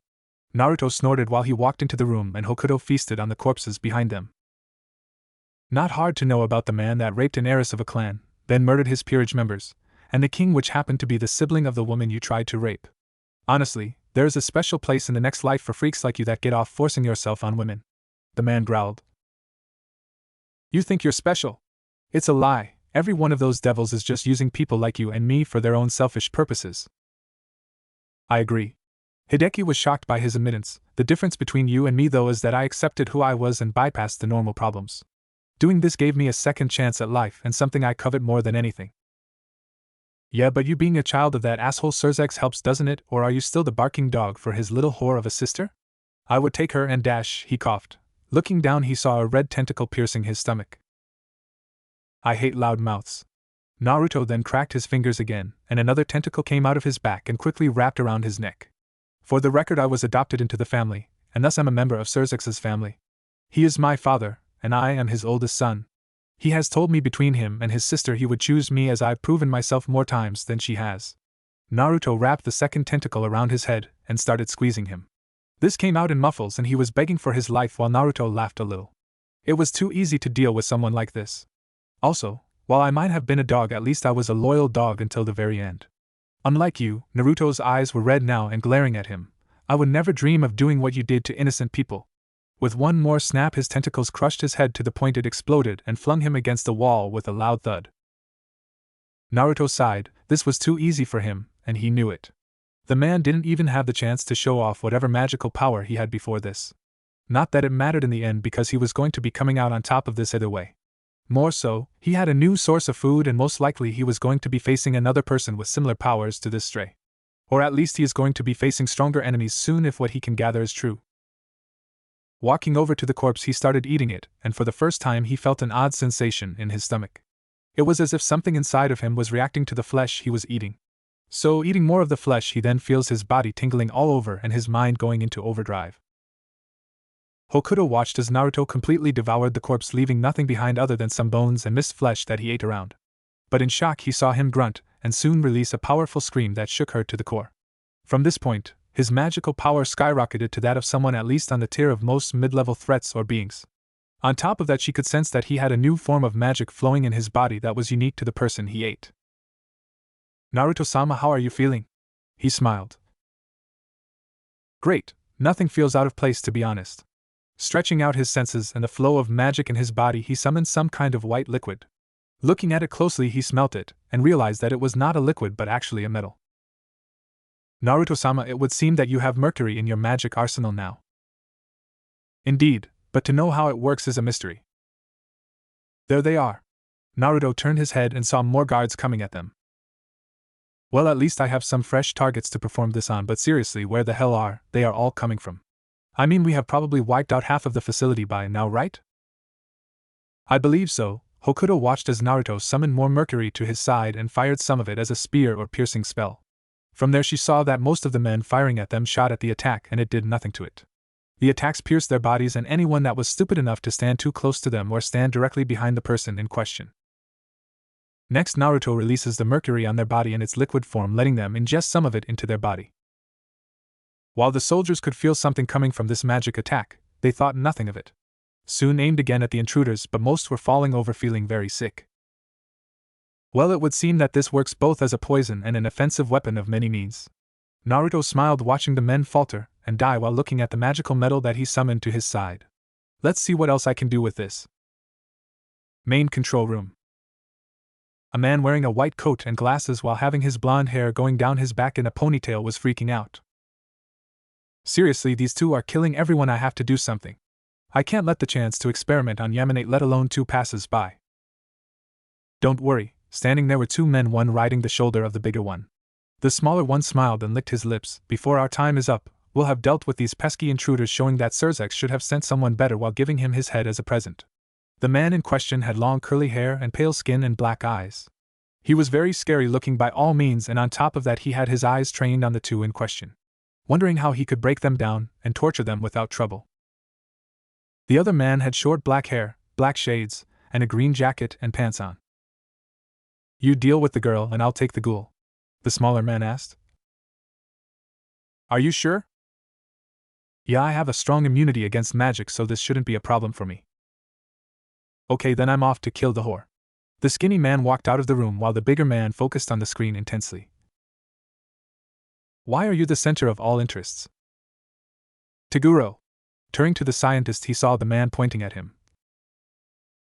If our facility falls, we are all going to be trouble with that bastard from the fallen faction. Don't worry, he pat the man on the head before snapping his neck with a single place strike. You won't have to worry about failing now. All that is left is to test the boy and see if he is up to the task. Naruto was walking through the facility still. He had managed to root out most of the enemy and was growing bored. While he was not asking for a complete slaughterfest after killing about 50 people in the last hour, this felt like agonizing torture for him. Suddenly Naruto's instincts kicked in and realized something was coming up from the floor. Hokuto, move! She quickly did as instructed and ran to the opposite side of the wall, and saw a large metal wall appeared. She, not seeing Naruto-sama, quickly punched the metal wall but saw it was not breaking down. In fact, she tried to put some of her magic into the wall to make it erode away, but it failed. You okay over there, Hokuto? Yes, Naruto-sama. However, it looks like the wall is made of some kind of anti-magic metal. I can't get through. On top of that, I see that my hall now is leading me to another route. Same. Listen, continue forward, but be careful. We have no idea if they have things here that can permanently injure you in a fight. I know, master, and rest assured I will continue forward until I can see you again. Naruto's sweat dropped. He was more concerned she would be reckless in a fight instead of focusing on what is in front of her. Well, keep moving forward, and when the chance comes, start tearing through the walls and find me again, okay? Hokuto punched the wall, signaling she understood the order. Naruto turned back to see his hall lead to a room that was listed as main chamber, meaning that whatever was there for him. He knew that someone must know they are here at this point. I mean, given that he didn't make it a secret what he was doing to the people in this facility, but still they knew where exactly he was in the hall, and how to separate him from Hokuto made him nervous.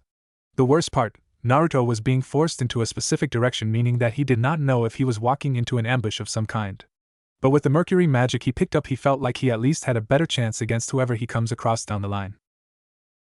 Naruto continued moving forward until finally reaching a large pair of sliding doors. Entering the room, he saw it was a big open space. In the back were two girls. One was about a teenager with long pink hair and red eyes with horns coming out of her head. The other was another pink-haired girl and with horns and red eyes, but she was more about the same age as his brother Milikas. However, he could notice they had some kind of magic around them preventing them from leaving, and thus making him nervous as he saw the magic was going to the man standing in the middle of the room. He was a tall, imposing figure with tan skin, black glasses, a green jacket and jeans, and he had short black hair. This man was tall, At least 7 feet if he had to hazard a maximum height. The man was looking at him with boredom in his eyes, but he could sense this man was not some normal human. There was something almost demonic to him, and he could not place it. So, you showed, good, I was hoping it'd be you. Naruto glared. What are you talking about? You were just waiting for me? The man nodded his head before walking over to the other side of the room and picking up something. He threw at Naruto, who smacked it across the room and saw it was a corpse. Someone I should know. The man shrugged.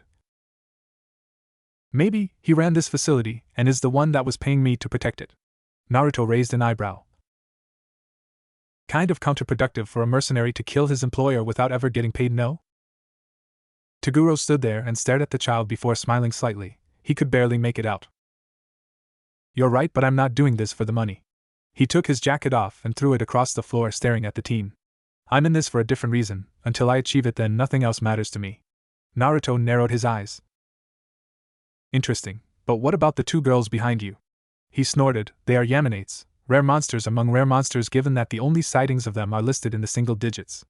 Rumor is that these 2 are stronger than most of their kind due to their special ability to make their hands invisible. I see, and that is why this place bothered to capture them then? He nodded his head before the man frowned.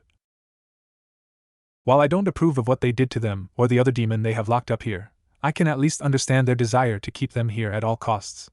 Naruto growled and bared the teeth of his mask. There is no excuse. They are treating them as caged animals, no worse than them.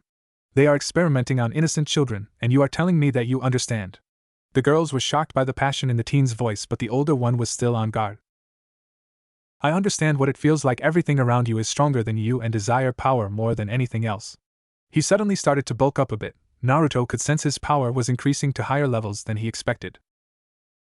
I do as well, but the difference is that I didn't use others for sick experiments to achieve something that could be done with hard work and training. The man laughed at that. You know, you're right, kid, but at the same time I made my demons and I have to sleep with them. He then took a wide stance with his fists to his side. Now shall we get started? Naruto growled and started producing some mercury around his hands and beneath him. This guy is dangerous. I better make sure that he doesn't see all the skills right off the bat.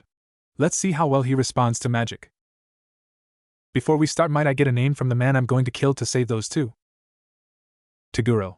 He then dashed at Naruto, showing shocking speed that left him nearly speechless, but Naruto, still on instinct, reacted by lashing out with the magic. This led to spears to form and aim at the man's body, but without warning he smashed through the attacks and punched Naruto in the stomach. It was like being hit with a baseball bat to the stomach, and this shocked her. He was stronger than expected, but he still knew one thing. Power carries only so far. There is an opening in everything. Naruto coated his fist with mercury and punched him in the jaw, getting some to enter his body. Naruto leapt away from the man, but he quickly was back on him and threw a kick at his body. Naruto jumped over the kick and drop-kicked him in the face, sending his head backwards. Soon he landed on his feet, throwing another mercury-covered fist into his face. Naruto settled for throwing more and more punches with the mercury covering his fist, and then blocking or ducking Toguro's wild swings. However, in time Naruto ducked a roundhouse kick and punched him in the crotch. That was low even for a monster. Naruto was shocked he was not affected by this, but soon ate a brutal knee to the face, sending him flying backwards. Naruto flipped in the air and landed on the ground, holding his now broken nose. He shot some blood out of his nose and then glared down the man. You're stronger than expected. The man snorted. I agree with that sentiment, but I know what you are planning. Naruto raised an eyebrow. You're using the poisoning effect mercury has on people and planning on making sure I ingest enough that it breaks down my body and causing me to become more and more poisoned over time. That eventually I'd die from the exposure. Naruto raised both eyebrows. If you knew, then why did you take those punches then? He smiled. Due to my own demonic blood, I can't get poisoned easily, and I'm more immune to poisoning thanks to ingesting things worse than mercury. Due to the small doses that I took into my body, I was able to create a body that is able to stop most poisoning. Naruto sighed and withdrew the magic. So, magic really won't work here then? Naruto smiled. Good, then this would be boring if I didn't get the chance to really fight someone with everything I got. Toguro smiled. Same, fighting someone with everything that I have is the most exciting thing in this world. He took a stance and soon his power went up again, with his muscles bulging out more than before, and stared down the teen that is in front of him. However, you are going to need to do something special to beat me, boy. My powers might not be impressive or versatile, but increasing my size and muscles is more than enough to defeat anyone I face. Naruto smiled at this, and then his eyes changed with him snapping his fingers summoning 4 arms out of his back. Believe me, I'm special enough to beat a demon like you. The two stared down for a few seconds until finally they blurred standing in the center of the room, now throwing punches that were colliding and causing the floor to crack under them. Naruto was growling. He was stronger than any other monster or demon he has fought before. He roughly estimates that he is as strong physically as his father's pawn Beowulf. Naruto saw, however, he was slower than him, so ducking under his next barrage of punches he swiped his legs. From this point, he jumped in the air and with his tentacles pierced his skin and pinned him to the floor before coming down with a vicious double foot stomp on his chest. Naruto soon sat on his chest, punching him in the face several times, leaving him more indented into the floor. However, the man stood up calmly and grabbed Naruto's left arm and swung him around before sending him crashing into a wall. Naruto pulled himself out of the wall while forcing his tentacles to form a barrier in front of him to take the next strike that sent him back into the wall. Soon the bulky man continued this barrage and Naruto was not allowed to move even a little bit. Damn, he is stronger than I thought. Got to do something. But before he can think, he was hit in the stomach, showing he had managed to get around his barrier and was in front of him. He then landed another powerful blow to his stomach and another, and another. The blows continued. Naruto could feel his stomach turning to mush but healing and then turning back to mush. The process was frustrating and the pain was almost unbearable. Looking up to the man, he saw the face of Jason, his sinister laughter haunting his dreams. Naruto's mind spiked and soon his body moved on its own. He grabbed Toguro by his face and ran him into the opposite side with his head buried into the wall. Naruto's eyes were dark red still, but he was starting to grow something over his face similar to another mask of some kind, but it was skin-tight looking. Naruto continued throwing a barrage of strikes at the man, causing the wall they were against to crack from the pressure of the power.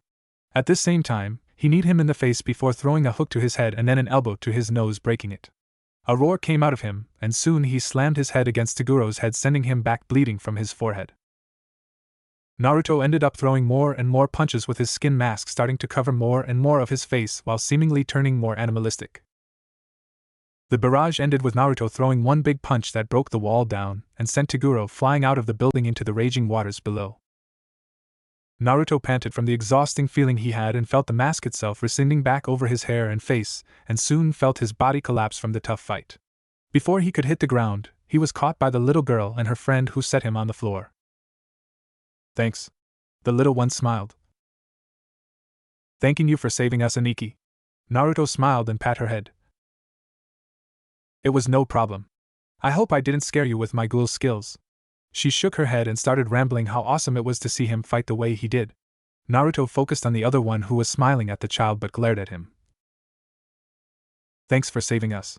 She turned back to watching the child react some of the fights, and Naruto smiled before frowning, worrying how Hokuto was doing now. Hokuto's side of the factory. After being separated from Naruto, Hokuto proceeded deeper into the facility in the hopes of finding a weak spot in the wall to join up with him again. But sadly, it seemed that all the walls were reinforced with something that prevented her from punching through them, and even stopped her magic from affecting it as well. The biggest problem now, though, is she was facing someone she had not seen before or could really sense. It was a pale-skinned man with light brown hair going down his back and dark eyes. He was smiling at Hokuto and wearing a blue suit jacket and gray shirt and some black long pants. She could sense that he was strong, but not stronger than anyone in the sense she was in danger, so she started. Excuse me, I have to find Naruto-sama. The man giggled, then impaled her body with sharp fingernails that extended out and ran through her. She coughed up some blood while seeing he hit most of the parts in her body that would leave her immobilized. Well, sorry to tell you this, Missy, but with my brother dealing with him, I doubt he is going to be saved by you. More in the sense, I know for a fact you can't defeat me given that I already have the upper hand in this fight. He then removed his nails, letting her body fall to the ground with a thud. She was looking at him with a calm expression, but he grinned darkly, knowing he could fix this expression. Tell me, can you feel the fear overcoming you? Not really. I see a weakling that has to pick on others to make himself seem better. The elder Toguro frowned to this and sent another nail into her back, spurting out more blood from her back. At this same time, she just didn't flinch from the attack, making him a little worried that he might have hit her nerves. Well then, he grinned darkly before summoning more long nail claws before aiming them at her arms again. How about you try not to scream from this then? With the nails piercing her arm, Hokuto just stared at them before standing up, showing her wounds already healing, freaking out the older brother. What the hell, you shouldn't be moving, let alone standing at this point. Hokuto just stared at him. That is where you are wrong, fool. I'm not feeling anything from your attacks. Keep trying, you might actually tickle me at some point. She then charged forward, sending the nails deeper into her arm, but took his other hand and sent the nails through her head. "Ha, take this, I'll see you in Hiak." Hokuto being close enough, she gripped him with one of her arms after tearing some of her skin out and healing from the nail attack. With her hand around his throat, she started strangling him, and he was panicking. This should not be possible, die. He sent his free hand through her eyes, but she did not release her grip on him, and for the first time in his life he felt fear. Releasing her other arm, he quickly morphed his arms into swords and cut off her arms to free himself from the terrifying grip. He jumped backwards, holding his hands ready to strike, but then saw her walk up to her arms and lean down. He soon saw something black coming out of shoulder's hole and reattach her arms to her body. No, she's not normal. She hasn't even flinched. What the fuck? Seeing he couldn't win this fight, he did the one thing he knew better than torturing people: he ran. He blended into the wall and was gone, but the minute he did disappear, Hokuto was on the wall and slammed her fist into it. Doing this, she found that him blending into the wall weakened it, and thus allowing her to punch through. Looking down, she pouted. He ruined my outfit from Naruto-sama. How annoying. Hokuto looked around the hall and saw her way out, and thus proceeded down the hallway until she spotted Naruto consoling a child and another woman who had red hair and horns. She walked up to him, and he flinched at the damage she had while the red hair woman frowned. What the hell happened to you? I ran into a problem and dealt with him. Though my clothes are ruined. She bowed to Naruto. I'm glad to see you are alright, Naruto-sama. The red-haired girl glared at Naruto, who waved at her. She has called me that ever since I saved her life, so there is no point in fighting her on this. Naruto frowned. But we will be getting you another outfit, Hokuto. Understood, Naruto-sama. By the way, who are these two? The taller redhead snorted. I'm Lucy and this is Nana. As you might have guessed, we are Yaminates, and while I'm a queen, Nana has the potential of becoming one. We are not at the highest order of our kind. Naruto frowned. I thought any that became a queen were the highest ranking among your kind? Normally you're right, but there is one that is rumored to have surpassed all of us in power and skill, and thus she was deemed the empress of our race. Naruto nodded his head before asking. I heard Toguro mention something about a demon that was sealed here. Do you know where it is? I can show you. Turning around, everyone saw Hai, and he was with his hands in his pocket. The reports I read about this demon are interesting for sure. You might want to take her with you. Naruto nodded his head at this, and he saw him holding a folder, which he threw to his feet. Also might want to give that to your faction leaders, as there is information that someone is funding this place. Naruto frowned at this. I'll make sure my father knows. Did you find her? He shook his head. No, I know for a fact she was sent to another facility, but I'm not sure, whereas the files for those facilities were corrupted. Or they were erased in a way that they can't be retrieved with you attacking their facilities, not wanting to risk you finding out more about them. Naruto sighed. I see. Well then, I'm sorry I can't be more help to you. He smiled. The fact you went out of your way to do this, I should be thanking you. But after this we should go our separate ways. I have my fair share of enemies, and the last thing you need is them coming after you and your family. Naruto smiled, showing his fangs. Still, if you are ever looking for a place to settle down, let me know. I know some places in the Gremory territory that are secluded for someone like you. I was shocked by this. He was offering him a small part of his family's land so he can live in peace with his sister? He had a bright smile on his face. I might take you up on that in the future. He motioned him to follow him while the girls are following behind. Upon entering a hidden room behind the containment area that Lucy and Nana were being held, they saw a wooden box in the middle of the room. It couldn't be very big, meaning the demon inside must not be very big, or that they could control the size they are at. Walking up to it, they saw the box open slowly. Naruto had his fingers ready to fight this unknown enemy, while Hai had his sword ready and his secret weapon as well. Hokuto had her fist clenched, and Lucy was ready with her own spectral arms. But out of the box came a small girl with long black hair, purple eyes, and pale skin. She is wearing a purple haori with purple coat over it. The girl saw them and tilted her head at them before slowly approaching and sniffing the group. Naruto held his hand out, and she sniffed it a bit before nuzzling into it, making Naruto smile. Aren't you a cute thing? Yes, she is. Apparently, she is a human turned demon after watching her family be slaughtered a while back. Her brother is still out there, but I know for a fact this little one is unlike most demons of her kind. With the powers she possesses, she was considered too unique to pass up, thus they kidnapped her from the brother who, last I heard, is scouring the world looking for her. Naruto frowned but heard her grunt, thus bringing his attention back to her. She apparently had a gag in her mouth for reasons, but he guessed it was due to her having the same problem as him. The desire for flesh can become overwhelming. Hey, would you like to come with me? I can't promise we will find your brother immediately, but I promise the minute we do I'll bring him to you. How about it? Let me take care of you until then?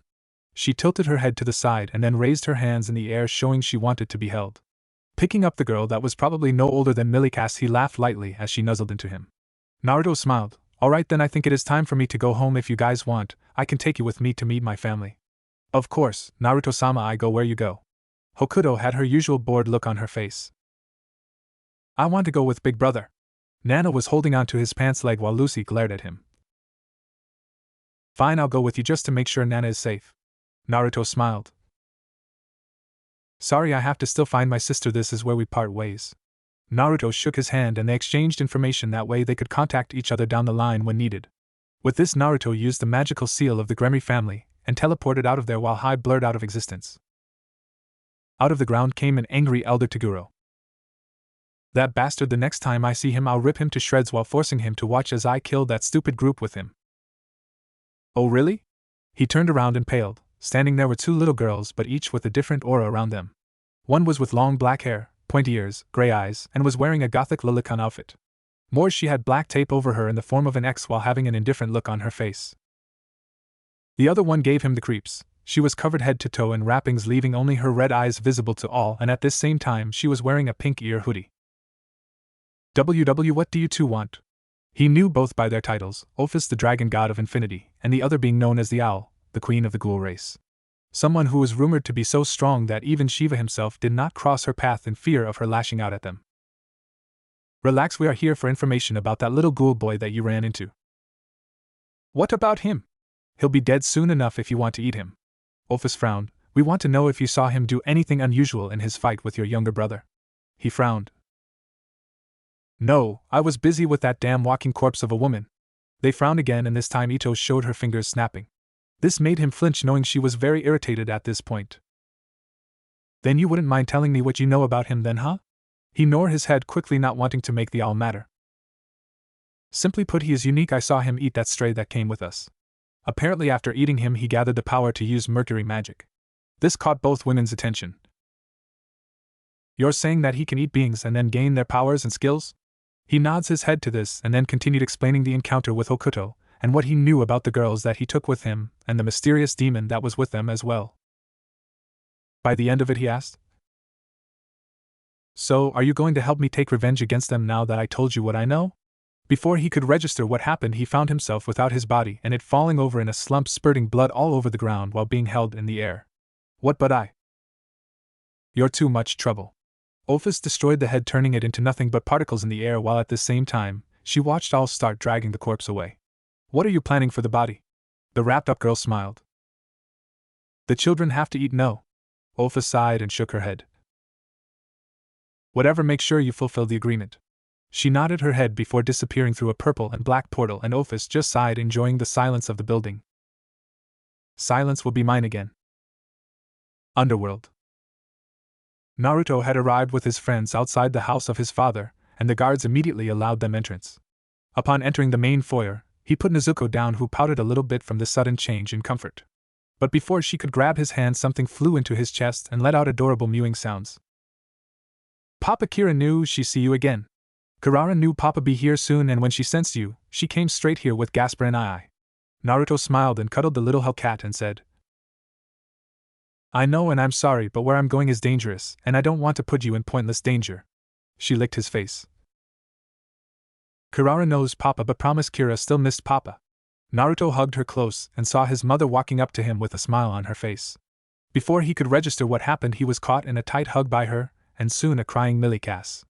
Sirzechs, wondering what is going on, came and saw the family moment, and joined in making Naruto look at his group. They turned to see his fellow guests and he said, Welcome to Lucifer Castle, my family home. The group was shocked and uncaring at this point, given that he was the son of the Lucifer and his wife. Lucy fainted while Nana and Nezuko were just looking at them with blank expressions while Hokuto bowed. Greetings, it is nice to meet Naruto-sama's family. Sirzechs looked at the girl and then at Grayfia. So, son, you found someone like your mother, huh? He laughed at this, but then felt the chill seeing Grayfia glaring at Naruto. Sochi explains. Naruto sighed before pulling out a folder and handing it to Sirzechs. This is going to take time. May we stay a couple of days? The two smiled.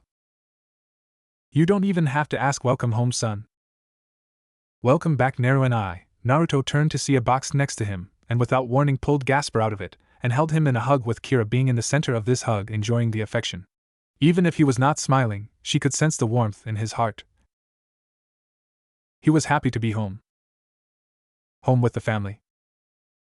Naruto sighed. It was the first time in the last few months that he got to enjoy a peaceful atmosphere. With his family home, he always is at peace. He felt that nothing bad was going to happen. He had introduced the group to the family, and they agreed to let them stay for a few days to rest up while Naruto got checked for any lingering injuries along with the others. Walking down the hall, he had his brother at his side talking animatedly about everything he has done while he was gone, and at the same time his mother was right behind them. But he noticed something every time he saw his brother look at the other side of him. There was Nezuko, holding his hand and just examining the room around her with childlike curiosity. Oh, does someone have a little crush? Milikas blushed up a storm and was sputtering denials while Nezuko looked at him confusion. Grayfia laughed at her youngest being so flustered around a pretty little girl and thinking it was so cute. Sirzechs was also laughing at his son for his flustered state, remembering how he was like that when he was his age. His first crush was someone he regretted to this day, but he still remembered all Gremories, blood or not, are like this with the women they really like. Maybe Milikas might have found his future queen for himself? No, Aniki, I don't. Naruto grinned with his mask. Oh, your cherry-colored face tells a different story. He blushed even darker with Nezuko going in front of him, and seeing steam coming out of his ears with her almost nose to him. Naruto laughed at this before they finally entered their formal room. There was a big TV, a couple of couches and chairs, and some small furniture for putting drinks and books down on. Everyone make yourselves at home. I have some business to talk about with my father, and we shall return. Ka-sen, you mind staying with them? She smiled. Of course not. Naruto nodded his head and both son and father teleported out of the room and into his office. There Naruto took a seat while Sirzechs put the folder on his desk and activated 3 different runes on his desk, each showing the other mouths that are presently looking on with either boredom or just general disinterest. That is until they see Naruto and Sirzechs and realize this must be important. Naruto, you're back from your long hiatus. Well, almost everyone was being serious. Yes, I have returned, but it is more because on my last job I got information on some stuff that requires everyone's attention. Potentially we are dealing with an unknown enemy supported by unknown people, and it is raising suspicions. Ajuka nodded his head and smiled. His godson really was thinking things through more ever since his puberty, but still he hid his concern of his mental health and the changes he is seeing in him. Okay, what is the information? Sirzechs put the folder down and had it appear in its own projection. From what Naruto has been able to gather, the facilities that he has been attacking are ran by some unknown human faction that is performing dark experiments and rituals on supernatural beings, and trying to create different monsters and beings to either assist them or replicate the process for themselves. So far we only have knowledge of 2 certain things. One, they are backed by a powerful player that can provide the funds and means to keep this place hidden and afloat. Another thing is that we know that this group has more than just humans involved, as the report shows they are hiring fallen angels, rogue exorcists, demons, and stray devils in the mix to help protect their assets, since Naruto is destroying most of the facilities in question. Ajuka looked through the projected file until he read something that shocked him. Is this one for real? They created an immortal human of some kind called Corpse Queen? Naruto sighed. Yes, her name is Hokuto, and unfortunately any memory she might have had of her early life is long gone. I'm not sure where she is from, but she was not just picked at random. So potential human sacrifice? Naruto shrugged his shoulders. That, or she was sold off for some reason by those close to her. The potential reasons she was there are almost limitless, Ajuka. He nodded his head. Too many factors at play, the one thing that he hated the most. He continued reading the file, but Seraphal saw something that angered her. They were experimenting on a child? Naruto sighed. Yes, I was able to save that one as well. Her name, from what the file indicated, is Nezuko. She apparently has a brother that is some kind of human demon slayer. I do not know where he is at this time, but I hope in time I can find him and reunite them. Indeed, but from the file itself, Ajuka looked closely while sweat dropping. His fellow Mao was sleeping. She is one rare demon that must eat humans to gain strength. Has she eaten anything yet? Naruto shook his head. That's the oddity about her. She can exist in the sun. From what I was able to find out, she does not need to eat human flesh, and can resist thanks to the gag in her mouth. Ajuka nodded his head. If it is all right with you, I would like to come over and check them out from a scientific reasoning. Maybe something about the girl and the child can be explained if I have a closer look at them. Naruto smiled. That's fine, but cause them discomfort, and I'll veto it immediately, especially since the little one might be Militia's future bride. Iihiko snickered and Seraphol gushed. Oh, how adorable, can we have them dress up then? Naruto laughed while Sirzechs smiled. Maybe some other time, right now, we need to focus. He then turned back to the file. From this we know that the enemy has a private benefactor, so I want all of you to extend resources to finding out who this person or people could possibly be, understood? The three other mouths, even though the one sleeping was just nodding his head while rolling around on his pillow. Also, attention was back on Naruto. I brought back with me 2 Yaminates. I'm not sure about how they are mentally, but physically they seem to be advanced for their own kind. However, they have made reference to one of their kind that is known as an empress and is incredibly powerful in her own right. Please be wary if you meet someone that is able to manipulate the world to create limbs out of nothing like they can. We can't afford a war with a race we can't find. They all nodded their head and Iihiko said, I'll be over in a little bit. Same with me, see you soon, Naruto-chan. Naruto laughed as the projections went off and he then sighed.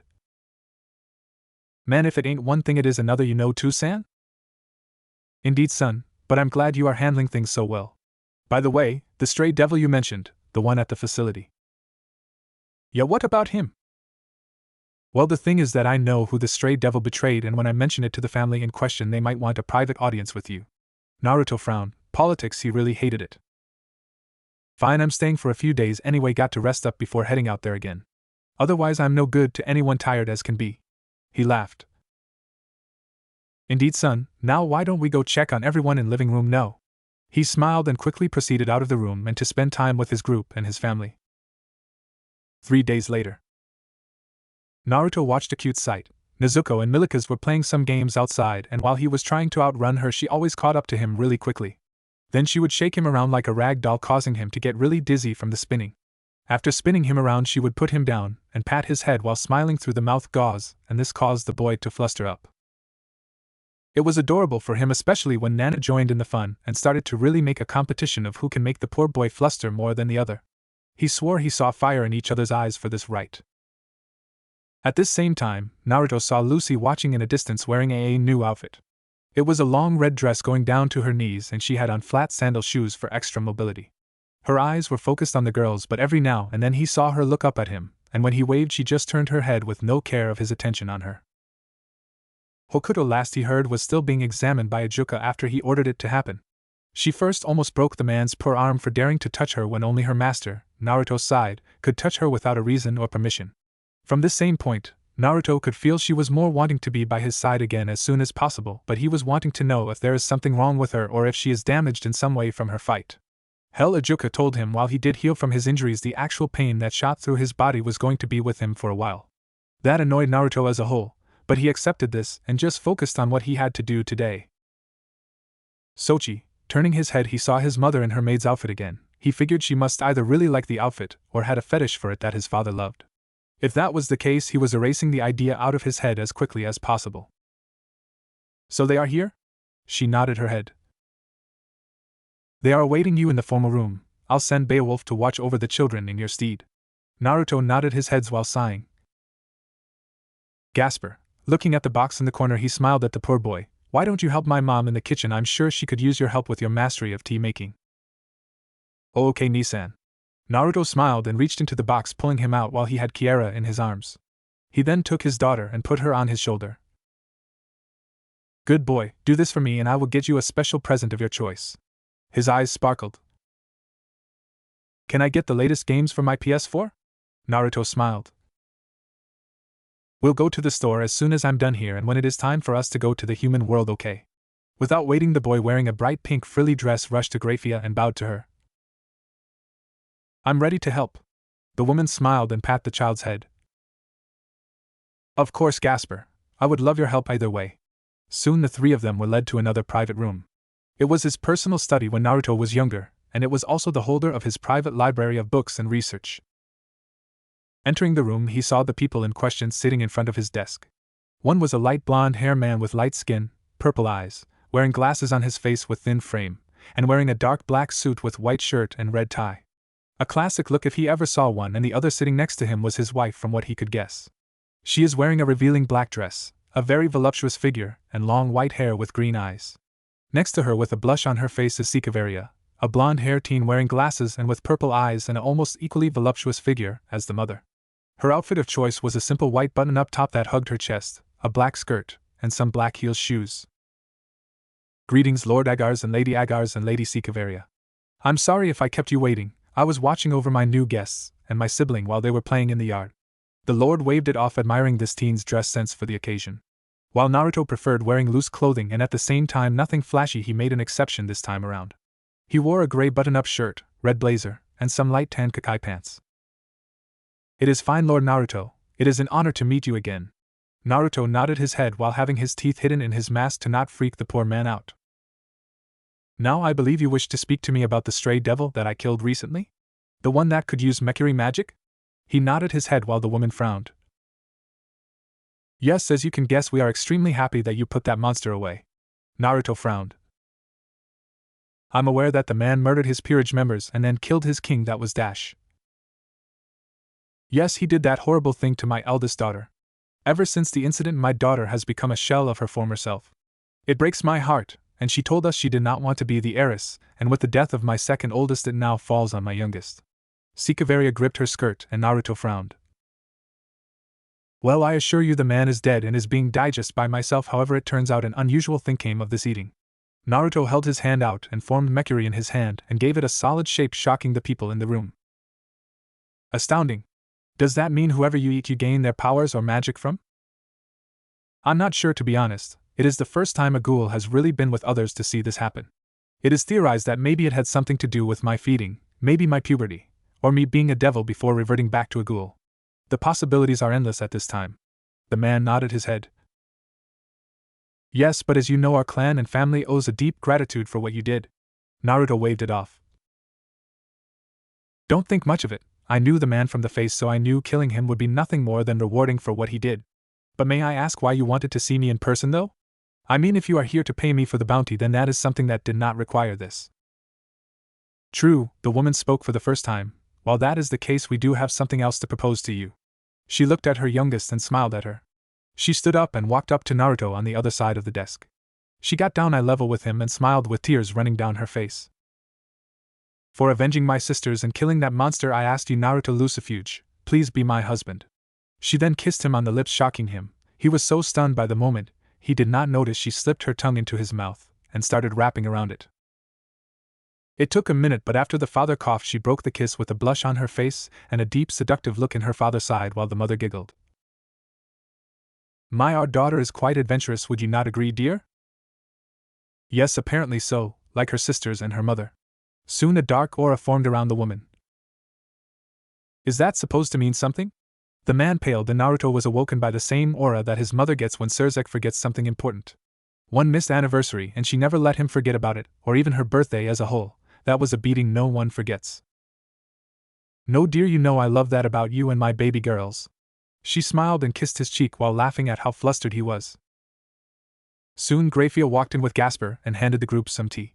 While Gasper was complimented by the lady and lord, they thought he was a she, and Naruto told them that was not the case.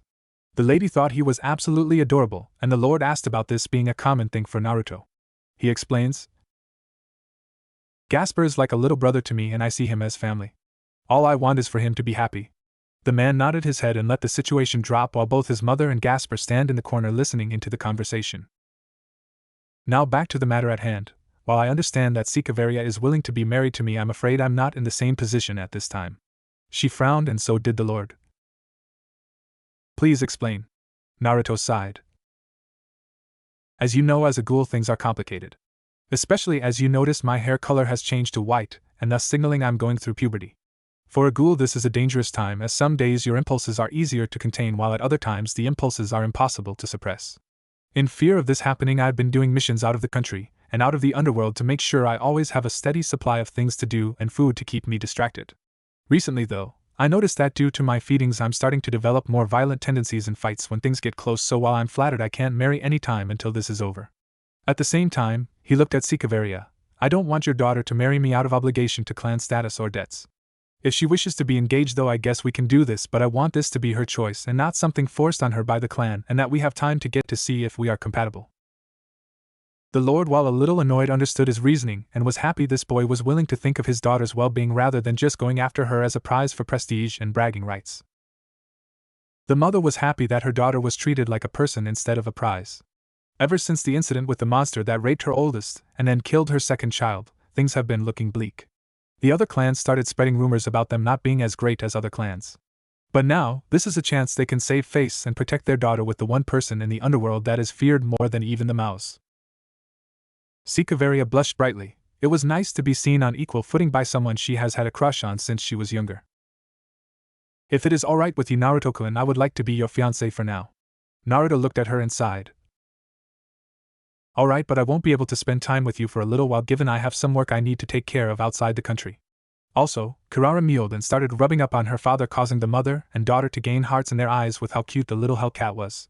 As you can see, my attention is divided with my daughter here, Gasper, Milikas, and several others. Sirzechs gained a light bulb idea. What if I was to transfer to Ku and look after these people while you are working? Naruto raised an eyebrow. You sure you would be okay with this? As you know, Rias and Sona are already there, and they might not dash. Grayfia stepped in with a glare. Both will do as they are told, I assure you, Sochi. Naruto looked at his mother with a frown but sighed. He settled for petting his daughter, who transferred to his lap, mewling at the attention. Alright, I would appreciate that. I'll have the paperwork done that Nezuko and Nana can enter both the middle school class while having Lucy there as a member of the first years. Great, then that is settled. Shall we write up the contract? Naruto nodded his head. Several hours after the Agares clan finished business with him, Naruto sighed and slammed his head on the desk while his mother rubbed his back. It is going to be alright, Sochi. Naruto moaned while sitting up and looking at Gasper. Alright, little man, we are going to the nearest game store in Ko and getting those games you asked for. The boy's eyes lit up and quickly got packed and was back in a flash. Naruto laughed while hugging his mom and telling her, I'll call later, Ka-san. The sooner I'm done, the sooner I come back, no? She smiled. She was sad her son was leaving almost as fast as he came, but she knew he would be back soon. Be safe, and I'll make sure the others know where to find you. Naruto nodded his head, handing her a seal. Give this to Hokuto, knowing her she will follow me no matter where I go, so it is better that you give her this to come to me directly. She nodded her head and both Kirara and Gasper waved goodbye before vanishing. She saw a bundle on the floor. Opening it was some money with a note from Milikas. I guess she was going to take her son shopping soon. Maybe her husband was due another break. Midnight. Naruto appeared in Gasper's room in Ko and sat him down on his bed while covering him up. Taking his daughter off his shoulder, who was passed out from the fun day they had, put her on his chest. Take care, both of you, I'll be back soon. Naruto then left the games by his game console before heading off. Upon walking onto the campus grounds, he felt someone behind him. Turning around, he saw it was Rias, who was shocked to see him. Naruto! Rias. Naruto just stared at her. What can I do for you? Why are you here? Naruto smiled. Just dropping off Gasper and Kirara from a fun day. Had some business back home in the underworld, and after that took them shopping and stargazing. You know Gasper likes looking at the stars, right? Rias frowned, not knowing this information. Naruto, please come back. Naruto shook his head. Sorry, not going to happen, Rias. You had your chance and you blew it. What, you expect me to just forgive you now that you know the truth about my feelings and suddenly started having them yourself, or is that your guilt talking now? She had tears running down her face and her magical aura started flaring to life. I refuse to let you go, Naruto-kun. He sighed. You can't beat me, you couldn't back then, so why is now any different? She frowned and fired a ball of magic at him, but he just blurred away, chopped her neck. Catching her, he took her to her office and laid her down in her bed. Naruto, don't go. He saw tears in her eyes and felt his heart twist, but shook it off. You had your chance, Rias. I'm not my father. I will not forgive those that hurt me. Maybe one day we can be friends again, but as of now, we are nothing more than people that had the displeasure of knowing each other. Naruto blurred again and was walking in town before seeing it starting to rain. Damn, this took too long, man. This sucks, and fuck the weather, man. He didn't call for rain this late or as early? He was continuing on his way and about to blur out again until he noticed something at the side of the road in an alleyway. It was someone crumpled up and barely alive. He touched her neck and saw that she was breathing shallowly, worse her eyes. They were devoid of emotion or life and just seemed ready to die there. He could not tell her face or anything but knew that was not important. So reaching into her nearby bag, he looked and saw an ID. Why are you out here, Yuno Gasai? Naruto is sitting at a table and making sure the food and water was ready. He had to use plastic utensils given that the last time he gave her a knife she tried to slit her own wrists, and then tried to stab him. Seeing this, she was only given plastic utensils and made sure that she was monitored when she ate. Ever since Naruto found Yuno out in the rain, he had been taking care of her in her own house. He had asked about her parents but got no response about it, and just pure silence would come of it. Personally, he wondered what happened to her but gave up asking her to talk about it. He might as well ask Hokuto about her past, as that was about as fruitful of an endeavor as this. From this point, Naruto was taking care of her, and after making sure she had her food and was eating, Naruto left the room when he felt something in his pocket ringing. Looking, he saw it was his mother, so he answered. What can I do for you, Ka-san?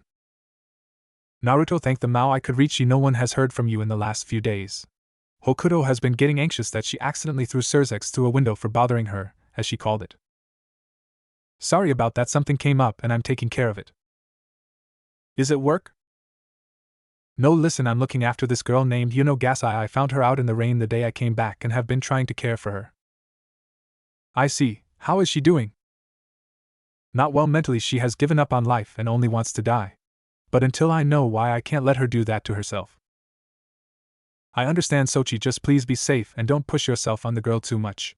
Naruto nodded his head over the phone. I'll let Hokuto know how to find you and she should be there soon. But there is something else I wanted to ask you. What is it? Something big has come up in the underworld that requires your father and my attention, and we can't keep an eye on your brother and the two girls. We were hoping you wouldn't mind watching over them for the day. Naruto thought it over and said. Fine, but how is Lucy settling in? There was silence on the other side of the phone for a minute before finally she said. She is settling in as best as one can expect. Naruto frowned. What is that supposed to mean? Well, from what Sirzechs is telling us, she is doing well in classes, but she is distant to the human students. She almost flipped when one boy apparently was harassing her for her sizes, but her queen sent the boy running for the hills apparently. Good, I'll need the little prick's name though. Naruto was not going to let someone harass someone he is trying to protect. You'll have to get that from Sirzechs. Okay, mother. Just send over Hokuto, I'll have her watching Yuno while I take care of the kids. He could feel the joy on the other side of the phone. Thank you, Sochi, they should be over there in a few hours. Naruto nodded his head and hung up the phone before heading into the bedroom and saw Yuno. Her long pink hair was done up in a bun, letting it fall down to her back but not too long like normal. However, she had a blank look in her eyes and was just staring at the wall, ignoring his presence. But he could see she was done eating her food but saw one of the utensils was missing. Hand over the plastic knife, Yuno. She leapt off the bed and swung the plastic knife at him, but he caught her wrist and pinned her to the floor. After bending her wrist a bit, she dropped the tool and he frowned. You know that would not have worked on me. Yuno growled. Piss off. I would, but until I know everything that is going on, I won't leave. He then sat up and walked out of the room with all the stuff that was once part of her breakfast. From this point he cleaned the dishes and noticed a heavy lingering of blood, or at least dried blood, in one of the rooms down the hall. But it was not his house, so he was not going to go snooping somewhere he was not supposed to. From this point, Naruto saw a teleportation circle and out of it came Hokuto, who immediately rushed him and hugged him. Naruto-sama, please do not leave me behind again. Naruto sighed and pat her head. Fine, just let me go, okay? She nodded her head and looked at him. Whose house are we in? Naruto then told Hokuto everything from the time he met Yuno and how she was suicidal at this point. Listen, I need to take care of my sibling and his friends, so would you mind watching over her and making sure she eats okay? Of course, Naruto-sama, whatever you want. Naruto nodded his head before leading her to Yuno was already up and charging him again. But this time, Hokuto reacted on it and slammed her to the floor with her hand wrapped around her throat. Don't try that again, Yuno-san. She growled with her eyes glowing with rage and Naruto's instincts running wild. What the hell is that? In seconds Yuno was off the floor and throwing a punch at Naruto, shocking him, but he blocked the strike. How the hell did she get off the floor and in punching distance? Naruto soon ducked another punch before flooring her with a hook of his own, toning down on the power of the punch. Listen, I came in here to tell you that Hokuto will be watching over you for the rest of the day, and she is not one to show restraint to those that cross her. So please behave, would you? Yuno growled. Why don't you both get the hell out of my house? Only if you tell me why you are acting like this. She turned her head in a huff and Naruto sighed before turning to Hokuto. Keep an eye on her. Make sure she is eating and cleaning herself, but do not let her out of sight. She has tried to kill herself, and until I know why, I don't want anything happening to her, got it? Yes, Naruto-sama. Naruto nodded his head and pat her head before walking out of the house before pulling his phone out again. Ka-san, please send the kids to the school. I'm going to check on Lucy there and talk to Sirzechs for a bit. Okay then, please do behave while you are there. We know about your confrontation with Rias. I have nothing to say about that. I know, Sochi, just keep this in mind while you are there. Also, the Agares girl, she is nice, please try to bond with her more. After all, I would like some grandchildren of my own soon, you know? Naruto blushed at this and sighed. No promises, Ka-chan. But I will be on my best behavior. Good to hear, Sochi. After Naruto put his phone up, he looked behind himself. Whoever you are, why don't you come out now? Out from the shadow of a tree, Naruto saw a handsome teen. He is wearing a gray jacket hoodie, white shirt with a blue tie, and a pair of blue jeans and gray tennis shoes. This teen had a smile on his face, staring down Naruto with his pinkish eyes while sporting short gray hair. Who the hell are you? The teen laughed a bit and held his hand out for a handshake. Naruto did not initiate this handshake due to not knowing the person's intentions, and that he can sense holy energy coming from him. Apologizes, my name is Agares and I'm here as someone that is to monitor Yuno Gasai. Naruto narrowed his eyes more and turned around while having his fingers ready to crack. Why do you want her? Please, he waved his hand at Naruto, it is not for evil intentions if that is what you are worried about. More, I'm here to monitor the situation with her, and her power. Really then, do you know why she is like she is at this time? He frowned. Yes, unfortunately she is like this as she just had her entire world shattered recently. Naruto raised an eyebrow, but I had a quick question, where is your mask? Naruto's eyes turned red and charged the teen holding him against a nearby wall with a growl. No one outside a few people knew about his new mask, so to find out someone outside his groups knows about it put him on edge. Why don't you tell me how you know about that then, and who exactly sent you? Sorry, cough, I assure you it is not meant for hostility, please let me explain. Naruto growled deeper but let him fall to the ground, adjusting his clothes and coughing a bit. Lie to me and I'll show you a very slow way to die. I understand. Listen, I'm here on orders from the church to monitor Yuno Gasai due to her connection to a dangerous power that she inherited from a previous ancestor. Naruto raised an eyebrow at this. Was that power something to do with how she was able to seemingly blur?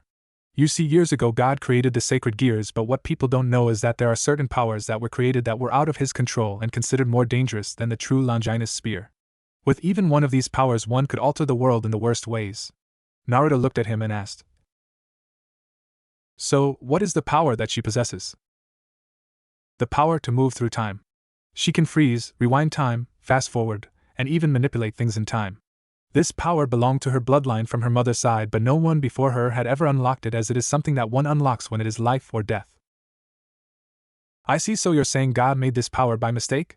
Agares nodded his head and ran his hand through his hair.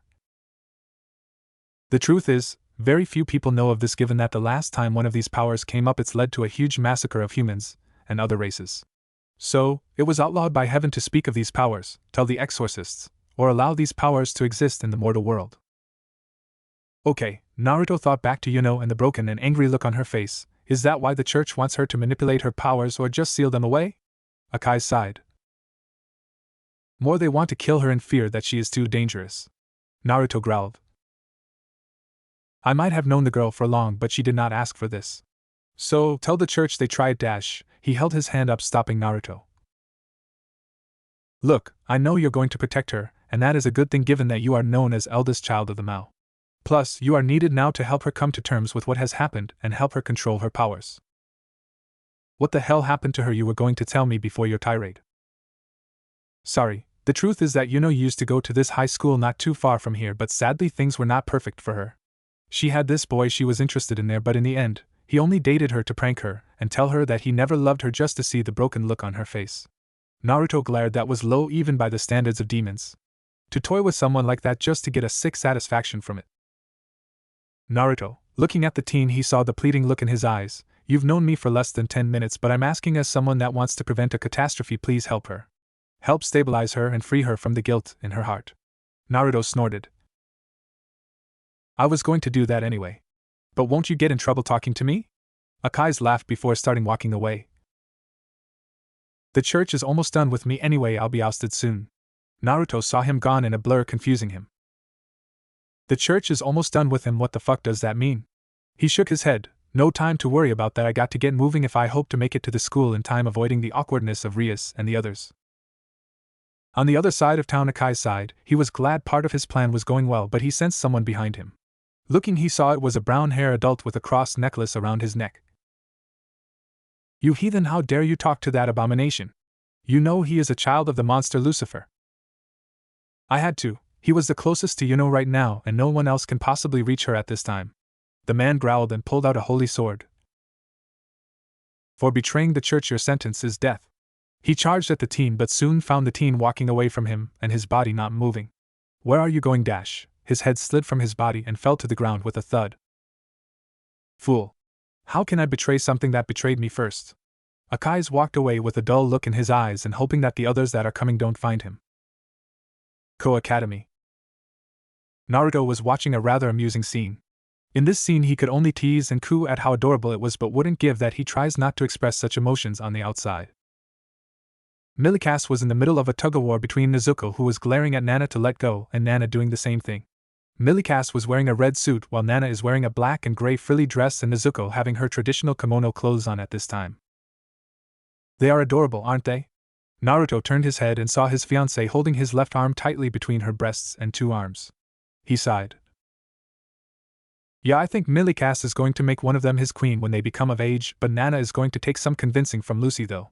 Turning his head, he saw the red-haired woman with red eyes wearing the female school uniform and looking displeased with the short skirt.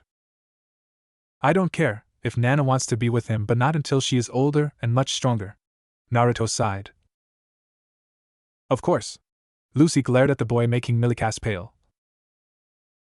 Hurt Nana or make her cry and I'll give you a reason to be scared, got it, child? Milikas nodded his head in fear of the scary woman, while Nezuko pulled him into her grasp and started holding him over her head in victory. Soon a chase ensued, with Nana trying to use her arms to catch them but Nezuko jumping away from her and her invisible arms. Alright, you three. The kids stopped and looked at Naruto, who was staring down at them. I know you three are excited, but for now I want you three to know one thing. We are going to be having fun in town, but you are to stay where I can see you, got it? The children nodded their head and soon they left the campus and were heading in where they arrived at a gaming store. After giving the children some money, Naruto watched as Nana and Milikas dominated some shooting games and some other two-person games. But when they looked over at Nezuko, she was breaking all the records for the dancing game and showing absolute mastery, moving faster than most of the humans could see. Of course, she had plenty of challengers, but they were all crushed under her surprising talent. Which led to a scary but funny situation where after she was done, someone in a hood tried to grab her and run. But he wouldn't have gotten far, for Naruto would have stopped him and broke his legs in the process. Sirzechs would have caught him and done the same. Milikas would blast the fool into ashes, leading to a lot of people having their minds erased or Nana cutting him to pieces to save her rival. But the funny thing that did happen was Nezuko snapped one of the man's wrists, freeing herself, then kicking him in the nuts, sending him falling to the ground, and finally ending with a glare on her face. She then unleashed a barrage of punches to his face, with Naruto swearing he heard aura through the mouth guard. But he figured it was from all the years of watching JoJo that he came up with something like this. Shortly after this, all the children called her a war goddess, making her bashful, but the funniest thing is seeing Milikas getting jealous of boys trying to ask her out. Eventually he went up and took her away while flaring his aura at them, scaring all the children away from her while checking her over for injuries. She blushed at the attention and Nana pouted with puffy cheeks. After this fiasco was figured out, Naruto took them to an anime store and started letting them buy what they want from the store. It was one of his most expensive spending trips to date, given he bought the complete Bleach collection, all the One Piece box sets, Shield Hero box set, figurines of DBZ characters, and other shows as well. Honestly, the total price was so high he knew his mother was going to kill him. She saw it, given that this is his personal account, and she still was his monitor of it.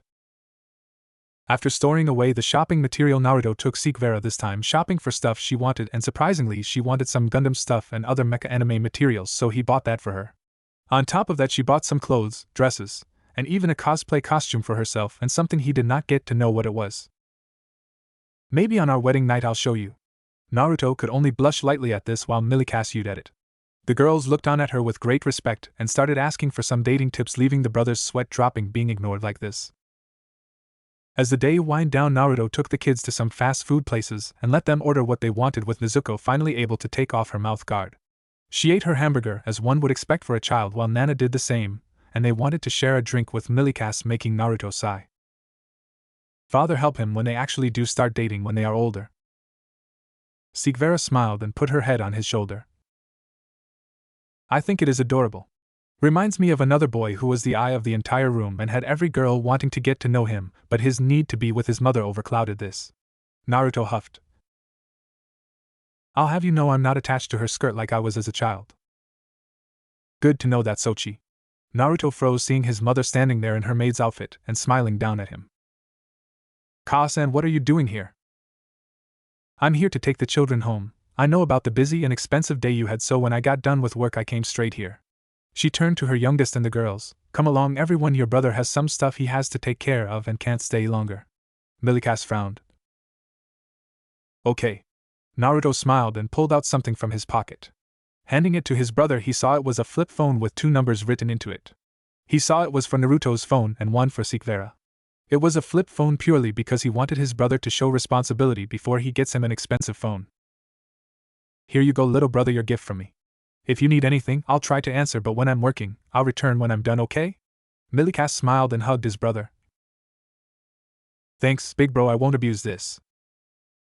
After waving goodbye to his siblings, Naruto took Sirzechs to a fancy restaurant for their dinner, and soon spent the rest of the night just getting to know each other more personally.